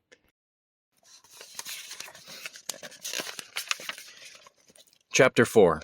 Reflection of a Fallen Angel. Second Death. Revelations 21:8. But the cowardly, unbelieving, abominable, murderers, sexually immoral, sorcerers, idolaters, and all liars shall have their part in the lake which burns with fire and brimstone, which is the second death. Damien awoke in a cold sweat. All his life he had these horrific nightmares, even before his crucifixion on top of the asylum. He stared at his wrists. They still bled from when he had healed all those children that were handicapped. He felt as though all his blood was drained. He walked away from the campfire he had made, which was already burned out a long time ago, and began walking towards a huge cave that rested within the side of a huge steep wall. He sat down in the front seat of his car, pulled out his laptop computer, and rested it upon his legs. When his computer came on, he was shocked to discover the time and date. What the hell? This couldn't be right, he said to himself, confused. He logged on to the internet and clicked on weather and the time in his area. It was no mistake, it was the same. This can't be. How could I have been asleep for 2 fucking weeks? He groaned. He closed the laptop, tossed it to the side, and walked wearily out of the mouth of the cave. Then he headed towards a small meadow of water north of his campsite, kneeled down, and splashed water on his face. Then cupped his hands and poured water on his hair as he ran his wet hands over it. The water was cold, but he felt he needed a bath. So he stood up and went back to his small campsite, opened his black duffel bag, pulling out some shampoo and a bar of soap. Then a towel. Next, he took off all his clothes. When his last piece of clothing fell to the ground, he shook his head. Why do you always show up at the most inappropriate times for? He knew who was watching him. How do you do that, Damien? I can't ever fool you, can I? A female voice giggled. You know, sometimes I think you do this just because you like making me uncomfortable, Gamora. He headed towards the water. That and the fact that you got a nice ass. She giggled. Yeah, it goes great with the scars on my back, he said sarcastically. His back had scars from his stigmata. I've seen worse. Besides, I only look at your ass anyhow. She chuckled. You know you're too old for me, he spoke. So what? So I'm over 1,000,000 years old in human years. I still feel the same old juices running through me. She smiled. Gamora, you're very beautiful, but I still love my wife, and that will never change, he replied while washing his back. But she gave up her soul to Lucifer. You can't go on like this forever alone, she said, realizing she said too much. He stared at her angrily. I'm sorry, Damien, but she didn't deserve you. Just tell me this. Can there ever be a chance for us? Gamora asked. He shook his head. Maybe, but you must give me time and space. And I don't mean literally. He laughed. He began shampooing his hair. Gamora slipped her clothes off and headed towards the water where he was. When he ducked down in the water to rinse the soap from his hair and came back up, there she was, right next to him, directly in front of him, naked in the water. He turned his back to her. No, Gamora, I can't, he said sadly. It's been 10 years, Damien. You have taken the world upon your shoulders, never getting the love you deserve. Quit denying yourself. Let me wash you. Is that too much to ask? She said, smiling. She ran the soap gently over his body. His eyes His eyes closed, for he was tired and it felt good. He hadn't been touched by a woman in a long time. He had almost forgotten the warmth of a woman. She pulled his hair slowly to one side and slowly began softly kissing his neck. Gamora, He spoke gently, turning around. what if he wins? What if he kills me? She stared into his eyes. Damien, I would never let that happen. I would take you from this world for myself before I'd let him have you. She replied. He knew she wasn't joking, and he knew how powerful she was. He stared at her, and at that moment, seen how truly beautiful she was at the He stared at her, and at that moment, seen how truly beautiful she was at the I'm very sorry. He stared at her, and at that moment, seen how truly beautiful she was as the sunlight glistened on her hair. She pulled him into her. She gasped, as did he. They began kissing hard and passionately. He squeezed her breast with one hand, and with the other reached down, holding her up in the water by her buttocks. He carried her up to the bank where the land meets the water, and they made love. As they laid there after making love, she asked him, Damien, I sense that you have a lot on your mind. You're not planning on fighting Christian now, are you? He didn't say a word, just took a puff of his cigarette. She became afraid and sat up. Damien, tell me you're not going to do something foolish. There's no way you can win. The only reason he's let you live so far is because he needed you, she informed him. Well, I've had enough. I've fought little battles off and on with him for 10 years. It's gone far. It's time I kill him. End this game for good. Damien took a puff again. Damn it, Damien. It's not your place to do that. You can't use evil to kill evil. You'll only make him stronger, and the good in you will be lost forever. Just find your brother. That's what the angel told you to do, she said angrily. The way I figure it is, I don't owe God a thing, but I'm willing to risk it all to get rid of this evil son of a bitch. I'm tired of it. No matter what good I do, he ends up making me look like the bad guy. Damien spoke. What do you mean? She asked. He ran me off a cliff, then gives me the usual song and dance about working with him. When he gets in his car, he makes it look like my black Cadillac, and I could see him take on my identity. There's no telling what damage he's done using my body and face. I mean, what would Jesus have done if some guy was running around with his body, acting like him, and using his body to kill or make people suffer? Damien sneered. Actually, people have claimed they were him for years, but I get what you're saying. He's framing you. That's another damn good reason to stay away. There's no telling how many people he's got looking for you, Gamora pointed out. No, the longer I hide from him, the more powerful he gets. I'm going to kill him tonight, Damien finished. I won't let you go off on a suicide trip, Damien. I love you, and I'm not about to lose you, she commanded.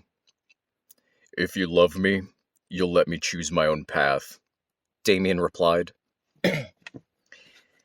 Damien, once you attack him, I cannot help you. Those are the rules. You know he's just been playing with you all these years. Don't go raging a war with the Prince of Darkness. You're just a man, you're strong and you heal fast, if you're not hurt too badly. But he can kill you, she pleaded. Well, the way I see it, if God cares for this world at all, then he'll be in my corner. If I die, it'll be because God allowed it. Damien began heading towards his car. Lightning and thunder exploded in the sky. Damien smiled and stared up at the dark clouds. Yeah, that's right. I know you heard me. I'm gonna take out your worst enemy. Just me, just one man. Damien gloated. Forgive him, Lord, for he knows not what he does. Help him, God. Don't let him die. You know why he acts the way he does. He has suffered so much. God, give me a sign. If he's meant to win against Lucifer, say nothing. If he is gonna die, turn this water to blood. Gamora prayed. When she opened her eyes, she became bitter. The water had become blood. Before she could warn Damien of her vision of death that would befall him, he had disappeared. There was nothing she could do. There was something Lucifer had that Gamora had never told Damien, because she felt it would have killed him and made him even more bitter towards God. But now the dark secret would spell his doom for sure. That night, the black Cadillac sped into the entrance road of the school. Damien stepped out of his car and walked towards the front doors of the school. The doors opened by themselves, as if to welcome him. He knew Lucifer would see him coming from a mile away. When he walked through the double doors, they slammed behind him, and chains wrapped around the handles, sealing it shut. Walking silently down the hallway, he stared forward. The lights flickered off and on. A paper airplane whizzed past his head, and he could hear a little kid giggle, yet there was no one around. Lucifer! It's time! The game's over! Damien yelled, and his voice echoed through the hallway. The lockers that aligned the hallway began slamming open and shut by some invisible force. Cute trick. I would have thought you could do better. Damien insulted. What's up, Damien? I'm in the gym. Hurry, I got a surprise for you. A demon cackled over the intercom. I got a surprise for you too, asshole, but you probably won't like it. He replied. Aw, Damien. You'd better hurry. Don't want to be late for class. I wouldn't want to have to flunk you. The voice over the intercom cackled evilly. Hold your horses, Peckerhead. I'm coming, he replied. Finally, Damien made his way into the gym. It was dark and cold. Too afraid to show yourself? What a pansy ass. Damien insulted repeatedly. The lights came on, revealing 3 dark figures with their backs facing Damien from across the basketball court. They all had long trench coats, and they were spread out, each standing 10 feet apart.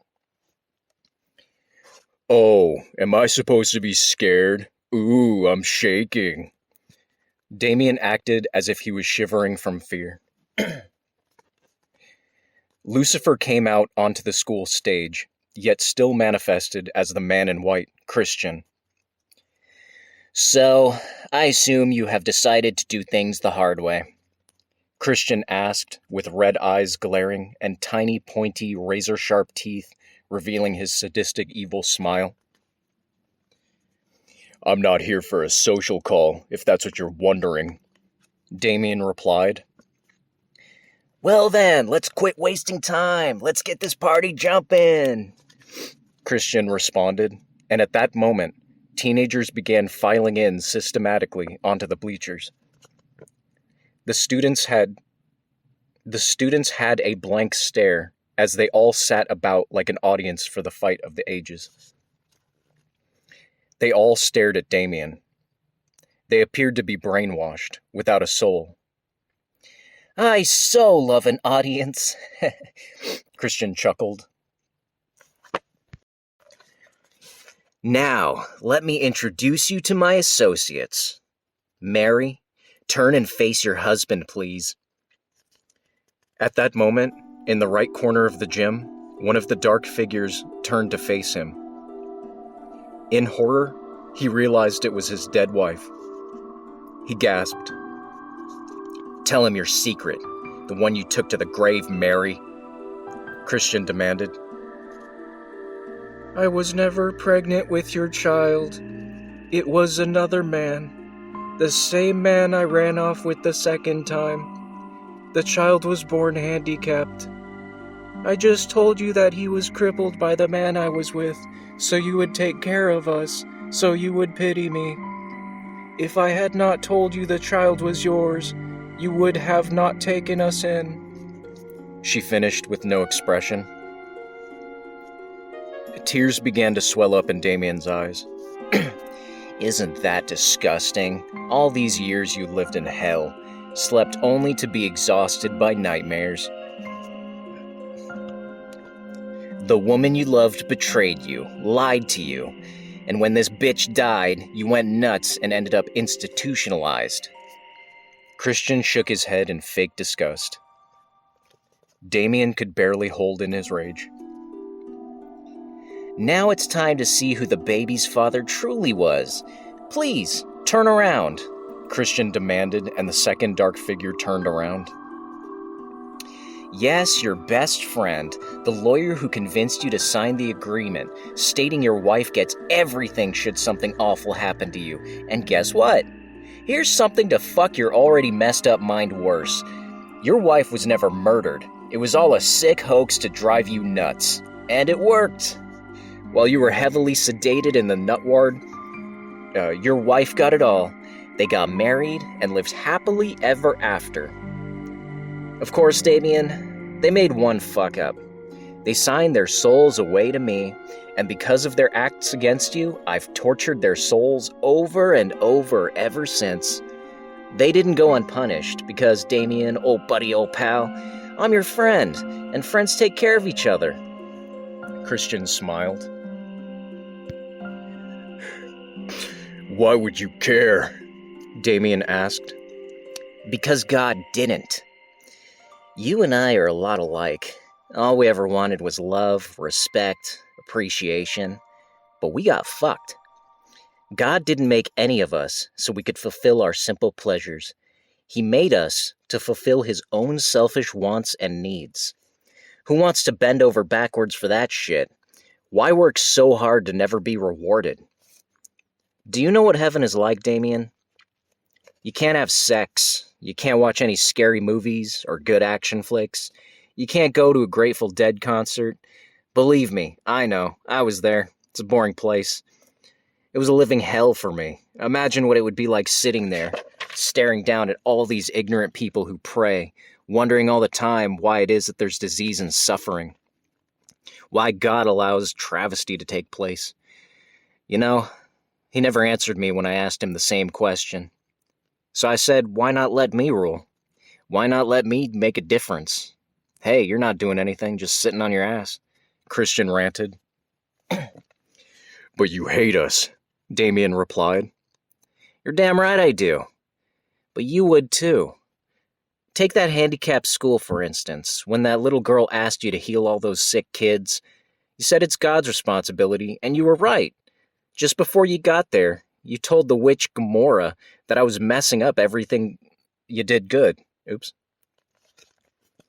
Well, when I or any other angel did something good, man praised God. And when something bad happened, I was the ultimate scapegoat. God himself even entertained this idea that all bad things are because of me. Why do you think a third of God's angels followed me? We got tired of God taking all the credit. Christian replied. So you're no better than God. You pulled the same shit on me, Damien spoke. No, I was trying to teach you a lesson. I was making a point. Christian replied angrily. Well, maybe God was teaching you a lesson. Damien spoke against him. Damien, I am prepared to give you everything you want for the taking. Christian spoke. And what can you give me? A woman who is brainwashed into loving me? Children who obey my every command with no free will? A world without hate? Because you control them to do your bidding? Damien retorted. What do you want? A woman who will cheat? Kids that walk all over you? This world needs a little control. Fuck who you want, love who you want. Love is only an illusion anyway, just a feeling that always ends in pain. Christian ranted. Damien stood silent. It doesn't matter anyway. You can either choose to get with the program or die. It's your choice. At that moment, the basketball court and the entire gym began to quake. The ground opened up in a perfect circle. Fire spewed forth from the giant pit. Damien never did get a chance to see that final dark figure. He watched Christian push his wife and the man into hell. Make your choice, Damien. I grow weary waiting for your answer. Christian spoke angrily. Damien said nothing. Very well. I have someone else who shall take your place. Andrew, kill him, Christian demanded. When the dark figure turned around, it surprised Damien. The man looked identical to Damien, except older. Who the fuck is he? Damien yelled. I'm your father. Lucifer, I'm your father. Lucifer resurrected me from the past. You should have joined us, son.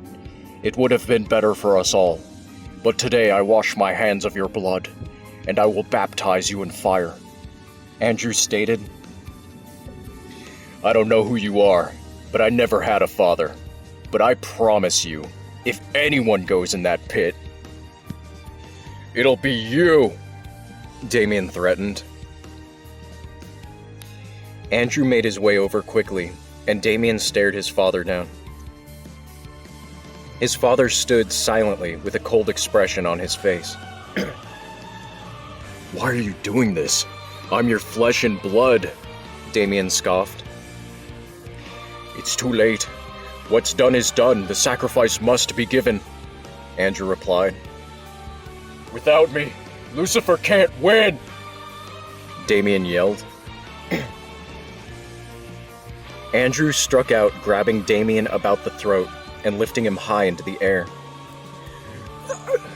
I'm the chosen one, Damien gasped for air, legs dangling in the air. Andrew shook his head and finished by saying, No, you little fool.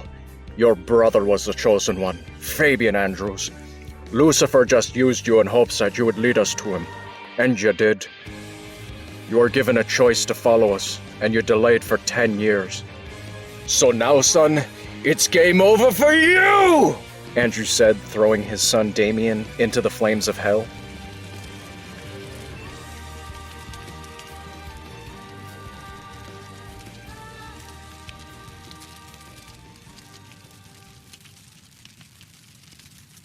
Andrew stared with a blank face towards Christian.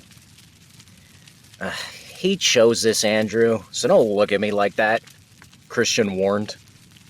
I stopped your suffering, and without me, you would lose Fabian, and you know this.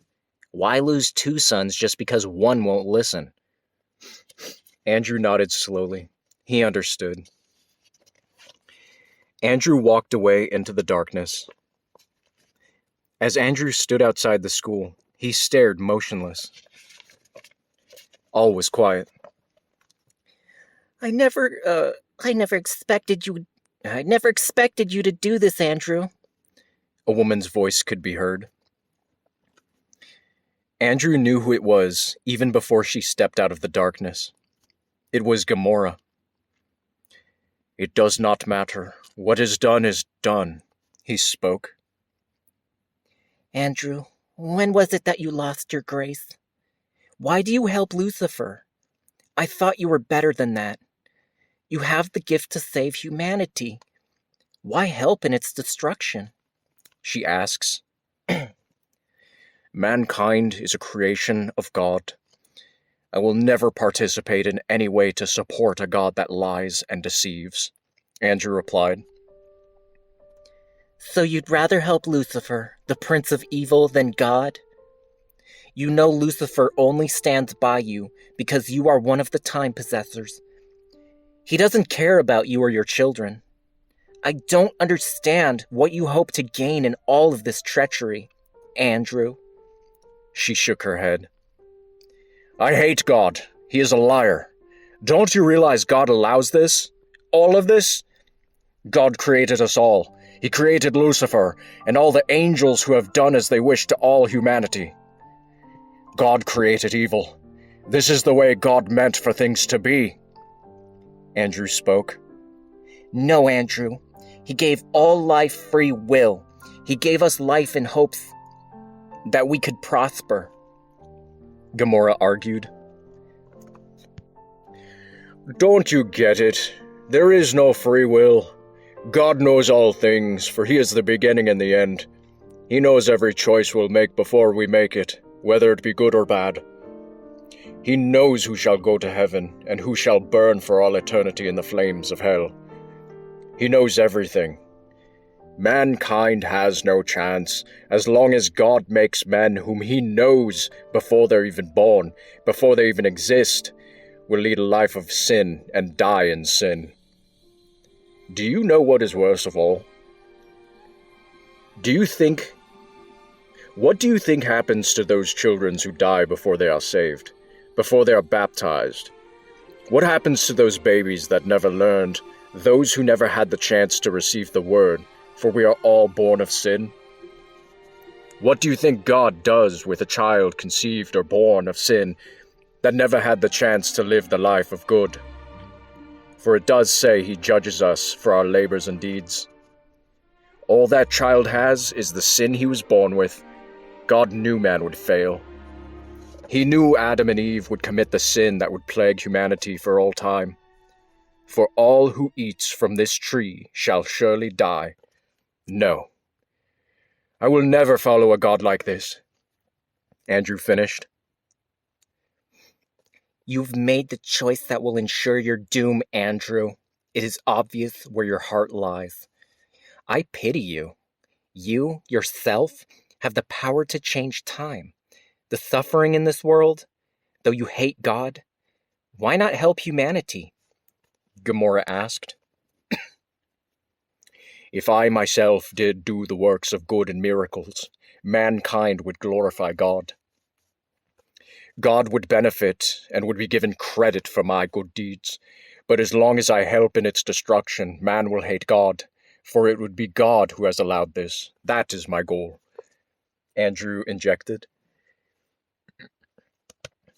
I'm disappointed in you, Andrew.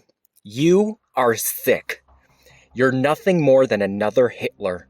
Just looking at you makes me sick. Yet at the same time, I see God's love and mercy. I can see his eternal, undying love for you even as we speak. Gamora stared into his eyes. Andrew was confused and off balance. What are you talking about, witch? He sneered. By the fact God has allowed you an opportunity to do what you do, just show his mercy and compassion for us all, even you, Andrew. Can't you see it? Every time you take a life that is innocent, every time you commit evil, it just shows God's patience. If God so chose, he could wipe you and Lucifer out of existence with nothing more than a gesture or thought. The fact that he has not done this shows his wisdom, his love, giving you the chance to make the choices you make. You say God makes men whom he knows would burn in hell.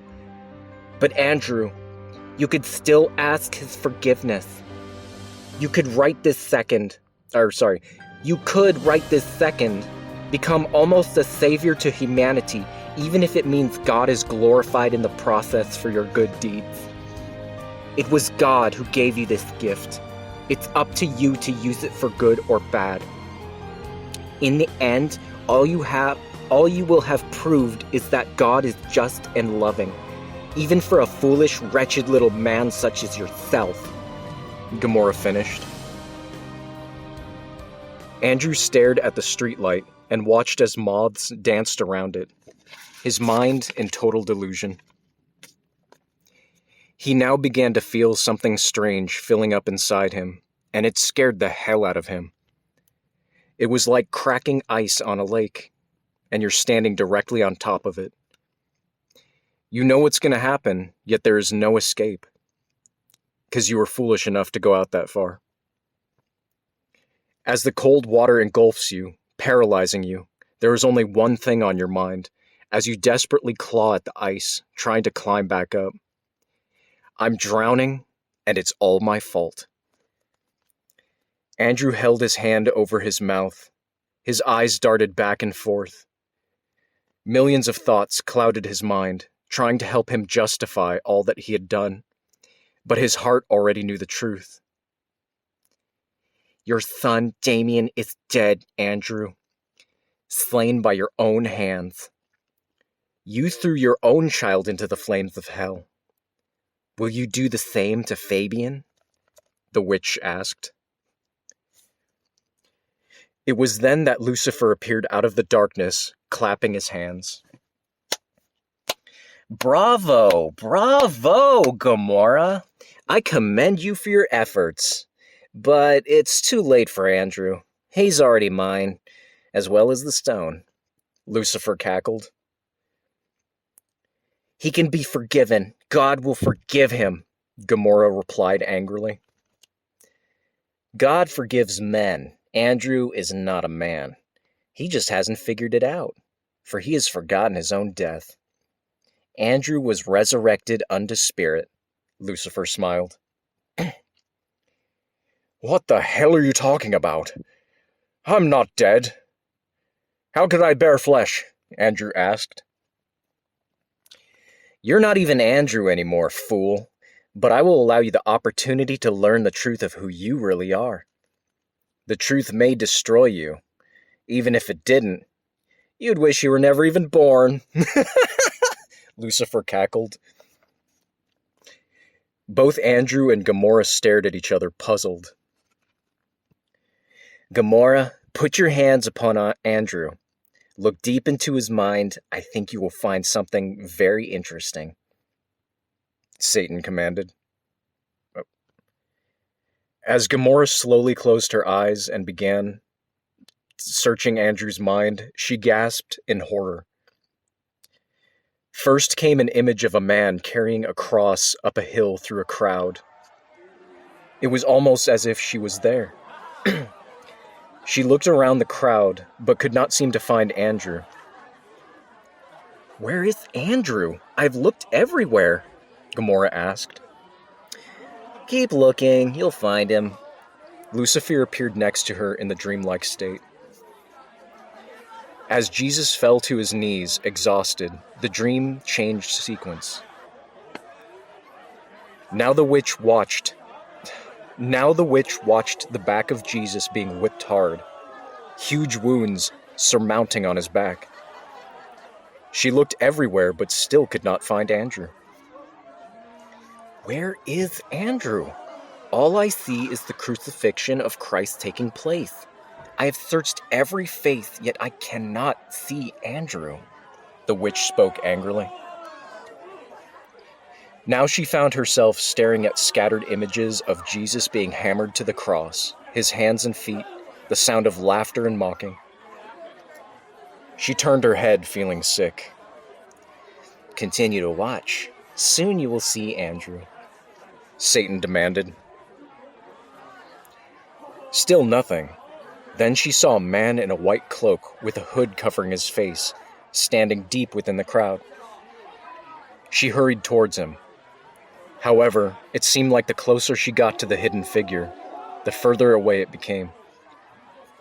Finally, she reached the man walking away towards the desert, away from the town. Hey, she cried. Show yourself. Are you Andrew? The man stopped in his tracks and stood silent. Who are you? she asks, stepping in front of him. The man stood there but said nothing. Moments passed, and then the man slowly removed the hood, revealing himself. She stared in horror when she realized who she was looking at. Jesus? How can this be? How are you here? I saw you being crucified, she gasped. I am the Son of God. The prophecy has been fulfilled. I am within the man who suffers, and I weep, for I suffer his pain, and the sins of the world, as does he, Jesus replied. Now when a man hurts and is persecuted, I shall feel it too. That is the price I have paid. I have accepted the responsibility for all time, as I live in the hearts of men. She was shocked. Who is the man on the cross, while you stand here? She asked, frightened. It is I, manifested in the flesh. The body was just a vessel I inhabited, which is now dead, and with it my blood shall give life. Now I must do what is foretold. I am to ascend into heaven. And with that, he disappeared. Gamora rushed back to the town, fighting her way through the crowd. She stared up at the cross, and she began to quiver in utter fear. It was Andrew. No! She cried. This can't be possible! What have you done, Andrew? Andrew looked down at her and gave a gentle yet sad smile. I had the power to go back in time. I had to see him. I had to understand. The sins of man needed a body to possess, for God is perfect and cannot ascend into heaven with that which is evil. Yet he will suffer the pain of man, even as my body dies and I am no more. A single tear fell from his eye. Now, this is the mistake Andrew made. Lucifer laughed. It wasn't God's will for Andrew to take Jesus' place on the cross. Andrew came back in time and somehow managed to take the place of God. He offered himself, claiming to be Jesus. He damned the whole world with his unclean flesh and spirit, creating a paradox in time. Now, time will overlap from here to the point in which he travels back in time from the future to die. Ha ha ha ha ha ha ha. In doing this, all things will repeat and I will forever be eternal. Lucifer laughed. As Gamora came back to the present, she stared at Andrew in the school parking lot. Lucifer was confused. Andrew, you've seen the mistake you've made, so you know what must be done, Gamora asked. Yes, I will never go back in time. Forgive me, God, for I have sinned. Destroy me, Gamora! He cried. Excuse me. He cried, and she rose her hands, and he was engulfed in flames. Lucifer knew that time had been fixed. He knew that it was changed back to normal. Andrew was dead now, and Gamora stared at the Prince of Darkness. I know why you showed me that. I know what you wanted. The witch spoke angrily. Oh, do you now? And what was that, witch? He chuckled. If time was at a standstill, you'd never have a chance to win. If all things repeated themselves, you'd have a chance. She spoke. You're a very clever witch. Yeah, you got me figured all out. He smiled, walking away, spitting on Andrew's burnt body. Nevertheless, something was wrong. She felt very uneasy. She didn't realize the world was about to get a big surprise. Lucifer had planned this all along! End of chapter 4.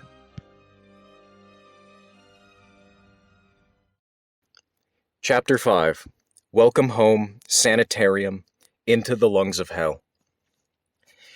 2 Thessalonians 1:17-9. And to who... Just absolutely great start. And to you who are troubled, rest with us. When the Lord Jesus shall be revealed from heaven with his mighty angels, in flaming fire taking vengeance on them that know not God, and that obey not the gospel of our Lord Jesus Christ, who shall be punished with everlasting destruction from the presence of the Lord and from the glory of his power.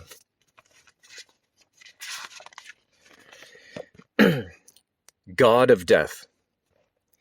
I am sorrow without tears, a torture without pain.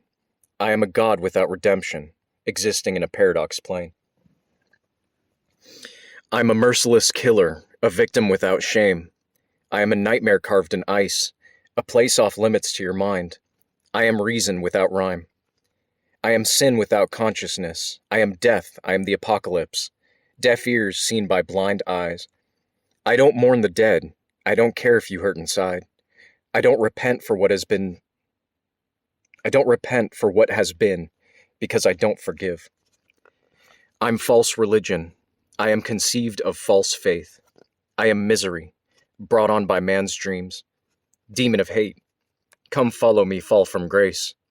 I am the director of your dreams. I'll take credit due at the end of your life. You'll become part of my collective. One of the many souls that I own. Black curtain call, I write the script. You play the role. You just can't understand that all that was promised has no bearing. What does a heaven have to offer, compared to a world where we can suffer? What does God himself have that I myself can't acquire? Do I owe him for the life he gave me? Do I think of him when I breathe? Will I bow down to him after he took my legs away? We all are born to follow, that is our purpose. Yet to follow, we must lead blindly. I wonder what it is you're trying to hide. One thing is evident, to see the light I must die. The funny thing is, when I close my eyes, even for one moment, can you guess what I see? Darkness and I only hear silence, dead silence. It used to scare me, the void of nothingness. How can this be free will when you know me, the choices I'll make? My beginning as well as demise. When every choice ends in consequence, even when my decision is right, I am a sheep led to slaughter, stripped of my fleece, cut to pieces. Should I thank you for this? I watched my family die all the same way. Forgive me if I think you're sadistic. Don't you think it makes me sick? You're asking us to do something you yourself is not willing to do. Why don't you try living without sight? Why not try being mute or blind? On the other hand, how about you follow something that decides when someone must live or die? In addition, who's wrong are who's right? I wonder after it's all said and done, if heaven is just a church full of hypocrites passing around a bowel. Promises always meant to be broken, then sadly the word is a useless pack of lies. What kind of father sits and watches his children get molested, sodomized, and raped?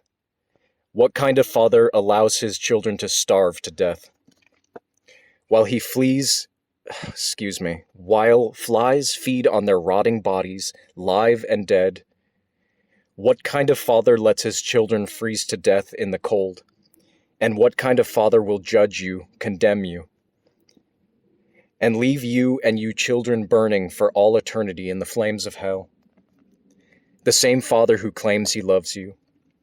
The same father who ignores you when you cry and plea. The same father that never shows himself and says, keep the faith. Sorry, God, I watch TV, I see the news. Babies dead in dumpsters, mothers on crack, men beating women, sisters with HIV, and the church passing bowls for money. This is what I see. I'd be lying if I said I felt your presence. What's that plan you got worked out for me? Empty plot, like empty promises. Every word you said was written by man. And in your own words you said you wouldn't trust the flesh. Yes, I question you. When a man kills, it's murder. When you kill, it's divine intervention. You know why I'm full of hate. 'Cause I suffer. I'm living in torment and lies. I dream of death and wake up dead. What will the rest of my life be like? A child of innocence, conceived from sin, living with guilt since the age of 10? With his eyes he sees his mother's pain, God's will, never understanding his father's rage. Is there a reason? Is this God's will? Is there something I must see? Should I run? Should I hide? 'Cause you're killing me. I am so young, why am I bleeding? Every day it's always the same. Late at night he comes home, to find her crying in a corner all alone. No one to help us, I try to call out, but I get no dial tone. God, please answer me, I'm on the phone. Are you still listening? She's laying so still. On the cold kitchen floor. I don't think she's breathing, I feel like I'm in hell. All I can see is darkness. In this padded room. Don't know what day it is. Don't know what time it is. Has God taken the pain away? Or is it that the Thorazine is making me happy?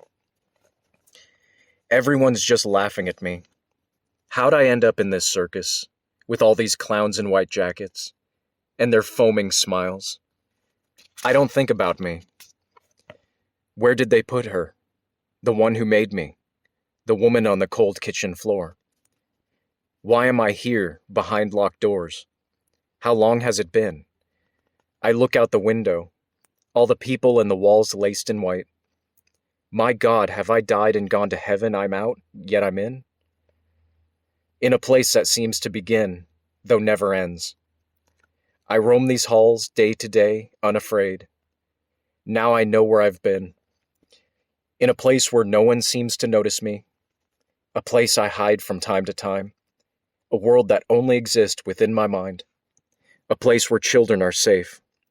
No evil people who hurt and lie only in my heart, worlds apart, no pain or personal gain. My secret hideaway. Can't stand waking up, 'cause it all washes away. My dreams go back to being dreams, and reality soon finds its way back, finding myself tucked away neatly, like a disease that no one needs. I miss you, it's been a long time. I have thought about you and the life you led. Tried so hard to be the world's friend. Always walked a straight arrow. Every time, never making one mistake. Forever trying to do what is right. But now you're dead now. The world was too much for you to handle. Too much pain to bear. No place for nice guys, 'cause no one cares.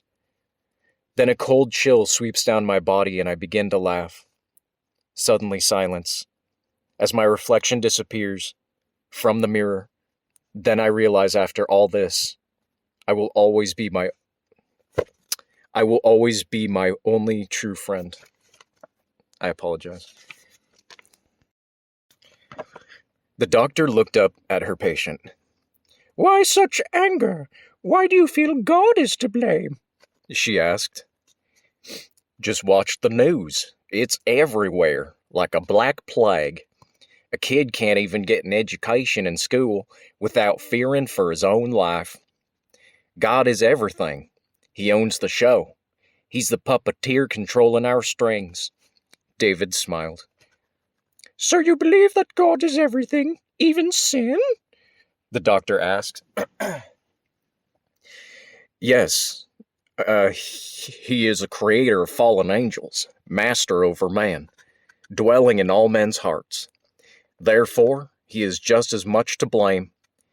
God himself claims in the book of Revelations that he is the Alpha and the Omega, the beginning and the end, meaning he is all that is in between. There is no getting around this. He allows sin, he allows suffering and pain with the ability to change it, yet he sits there. He even confesses to making this world for his own pleasure, not our own. David continued smiling. Do you still believe the devil is coming? That he'll start with the schools and work his way through the system to destroy our laws in hopes to enslave us? Well, David, is the devil still coming? The doctor asked.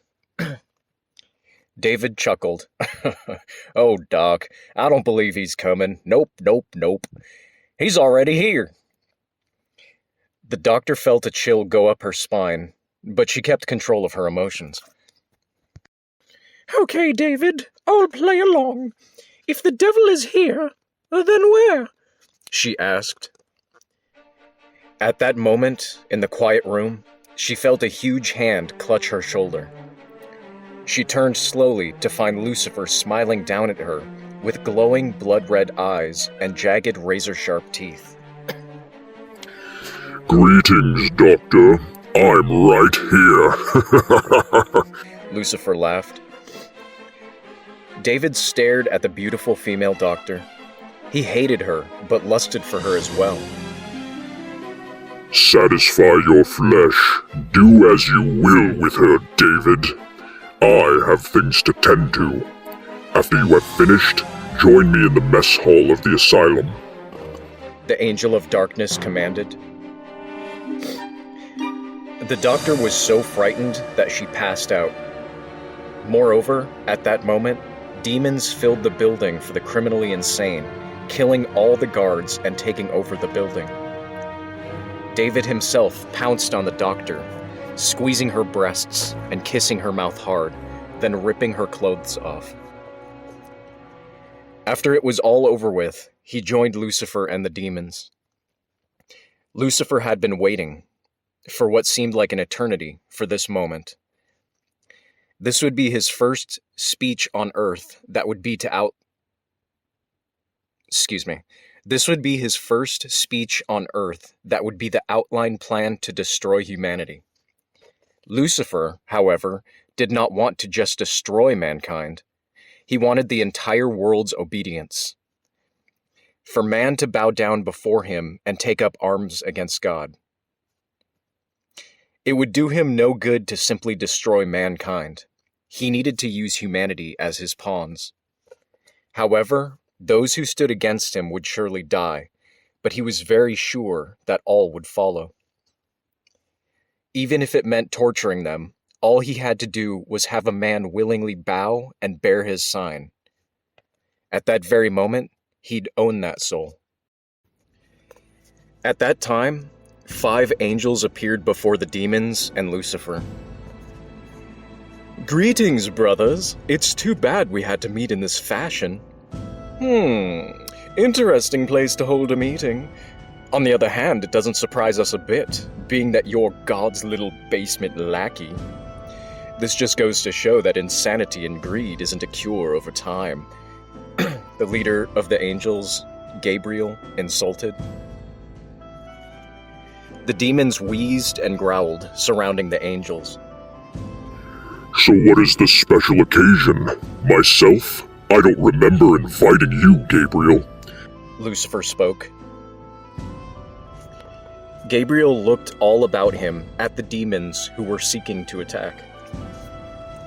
I advise you tell your lower-ranking minions to back up out of my space. It's obvious they don't know who we are. I'd hate to start sending you all back to hell one by one, Gabriel threatened. Get back or suffer my wrath, Lucifer demanded. Who is this? David asked, shocked. Foolish mortal, I am one of God's chosen. I was one of the angels responsible for putting Lucifer and a third of heaven's angels into hell. It looks like I'll be doing it again very soon, Gabriel replied. Lucifer was surprised. No, we are allowed 7 years to do as we wish. It is written. No one can intervene, Satan replied. Gabriel smiled. No, I'm afraid not. You killed your Antichrist, the man who was to call upon the beast for power. And when you did that, you changed everything. On top of that, you allowed the Time Possessor to be exploited and destroyed. These mistakes will cost you. No, we have chosen Fabian, son of Andrew, brother of Damien, to be the man who men follow. It is you who is mistaken. Lucifer pointed at the angels. Wrong again, and to think you were God's most perfect angel at one time. It's obvious you're not keeping an eye on the playing field.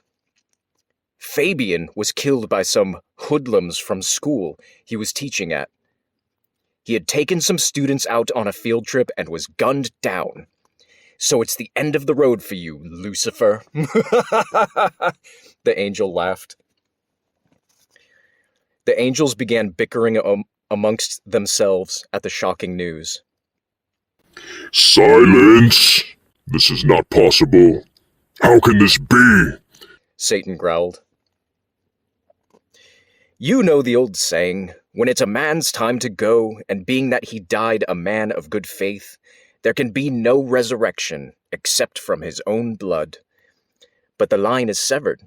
You successfully killed off his father and brother, but even if they were alive, they could not bring him back, for they themselves are damned. You only have limited options, Lucifer. Gabriel spoke. You must return in time and stop the death of Andrew and Damien. Fuck! You must return in time and stop the death of Andrew and Damien. But it will be the last time you get used to the power of the possessor. No more changing what has happened, what has been done. Play out the cards you've been dealt. Am I understood? Gabriel finished. Lucifer nodded. Gabriel and the angels disappeared into the sky. 5 miles away, in a field, the angel Gabriel landed. At that moment, the angel transformed into Gamora the witch. She had succeeded in fooling the Prince of Darkness with a disguise, playing herself off to be the angel Gabriel. She was in relief to know that Lucifer could not see through her disguise. It was apparent that he was still weak in power from his arrival to Earth. Lucifer needed the souls of men to acquire the power he would use to attack God. It was because of her that Fabian died in the school crossfire, however. She knew that was her only chance to save Andrew and Damien. She was right about Lucifer unable to use the Stone of Time again after he changes the events one last time. She prayed that he wouldn't discover the opportunity to resurrect Fabian. Though Fabian was a good man, his faith had been very little. Foolish witch, she thinks she can trick the Lord of Darkness with mere parlor tricks. Well, Gamora, I had planned on the rebirth of Damien and his father.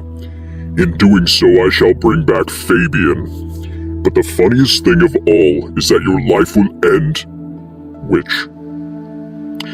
Consider it sparing time. Lucifer sneered. How will you kill her, Master? The demon Abaddon asked. It won't be me, Abaddon. Damien will. The Prince of Darkness cackled. End of chapter 5. Chapter 6. Seasons into the Abyss. Hosea 13:16. Samaria shall become desolate, for she hath rebelled against her God. They shall fall by the sword, their infants shall be dashed in pieces, and their women with child shall be ripped up.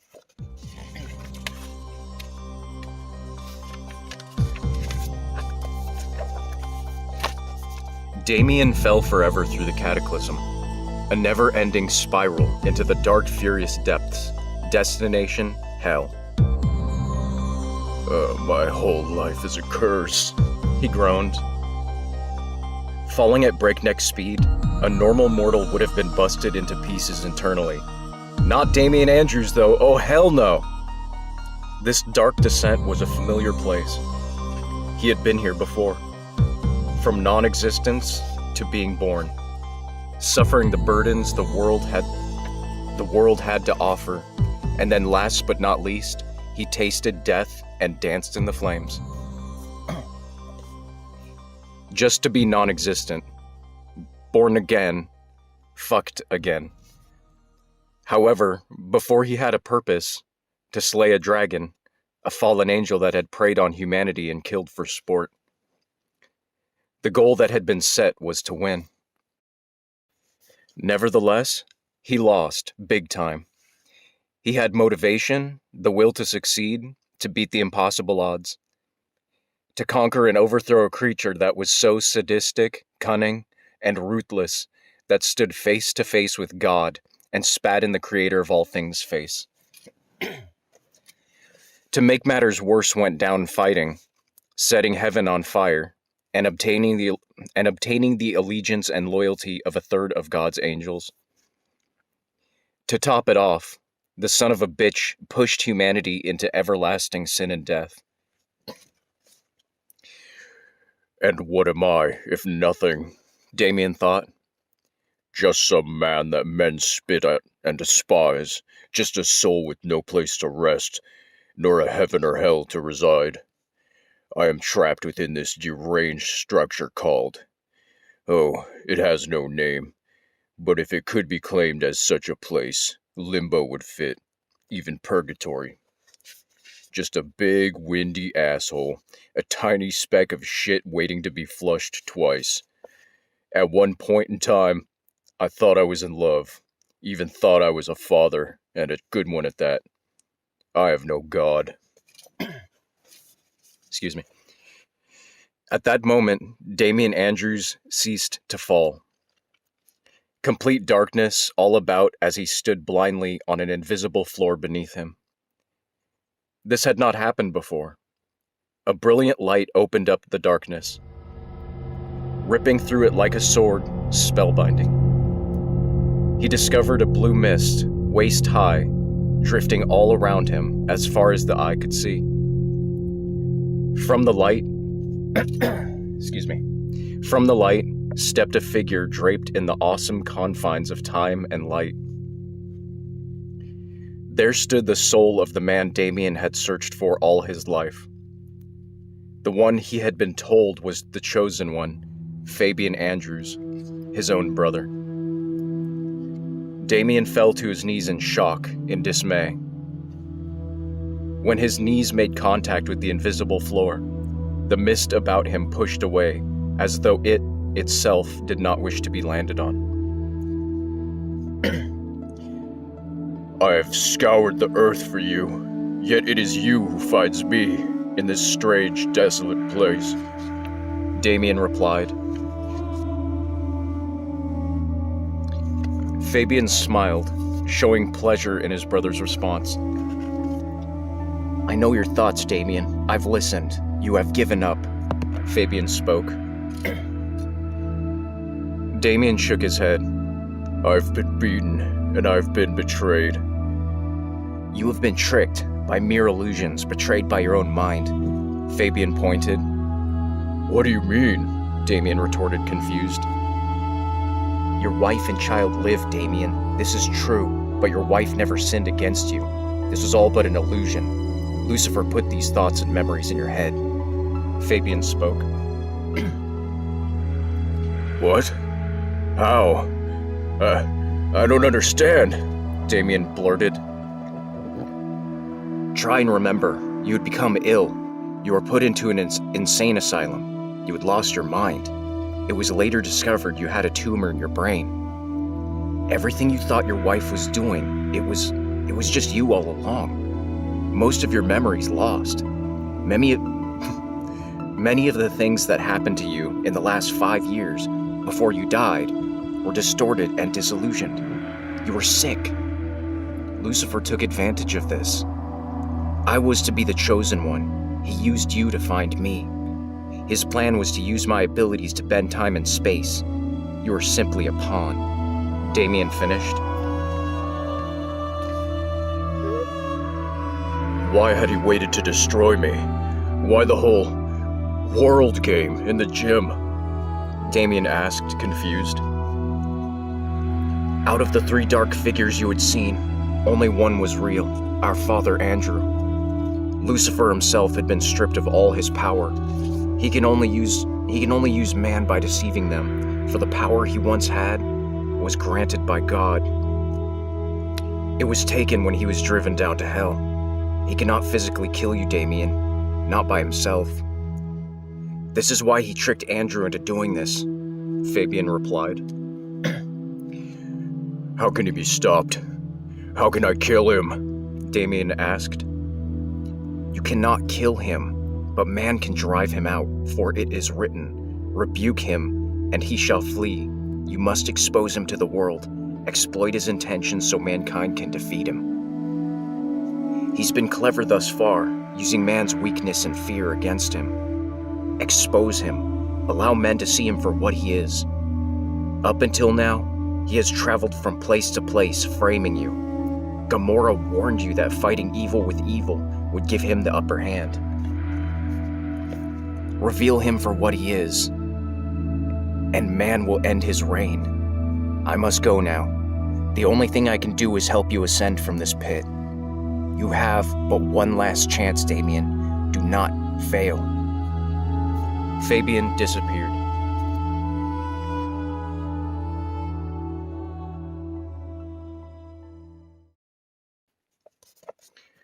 The big game never happened.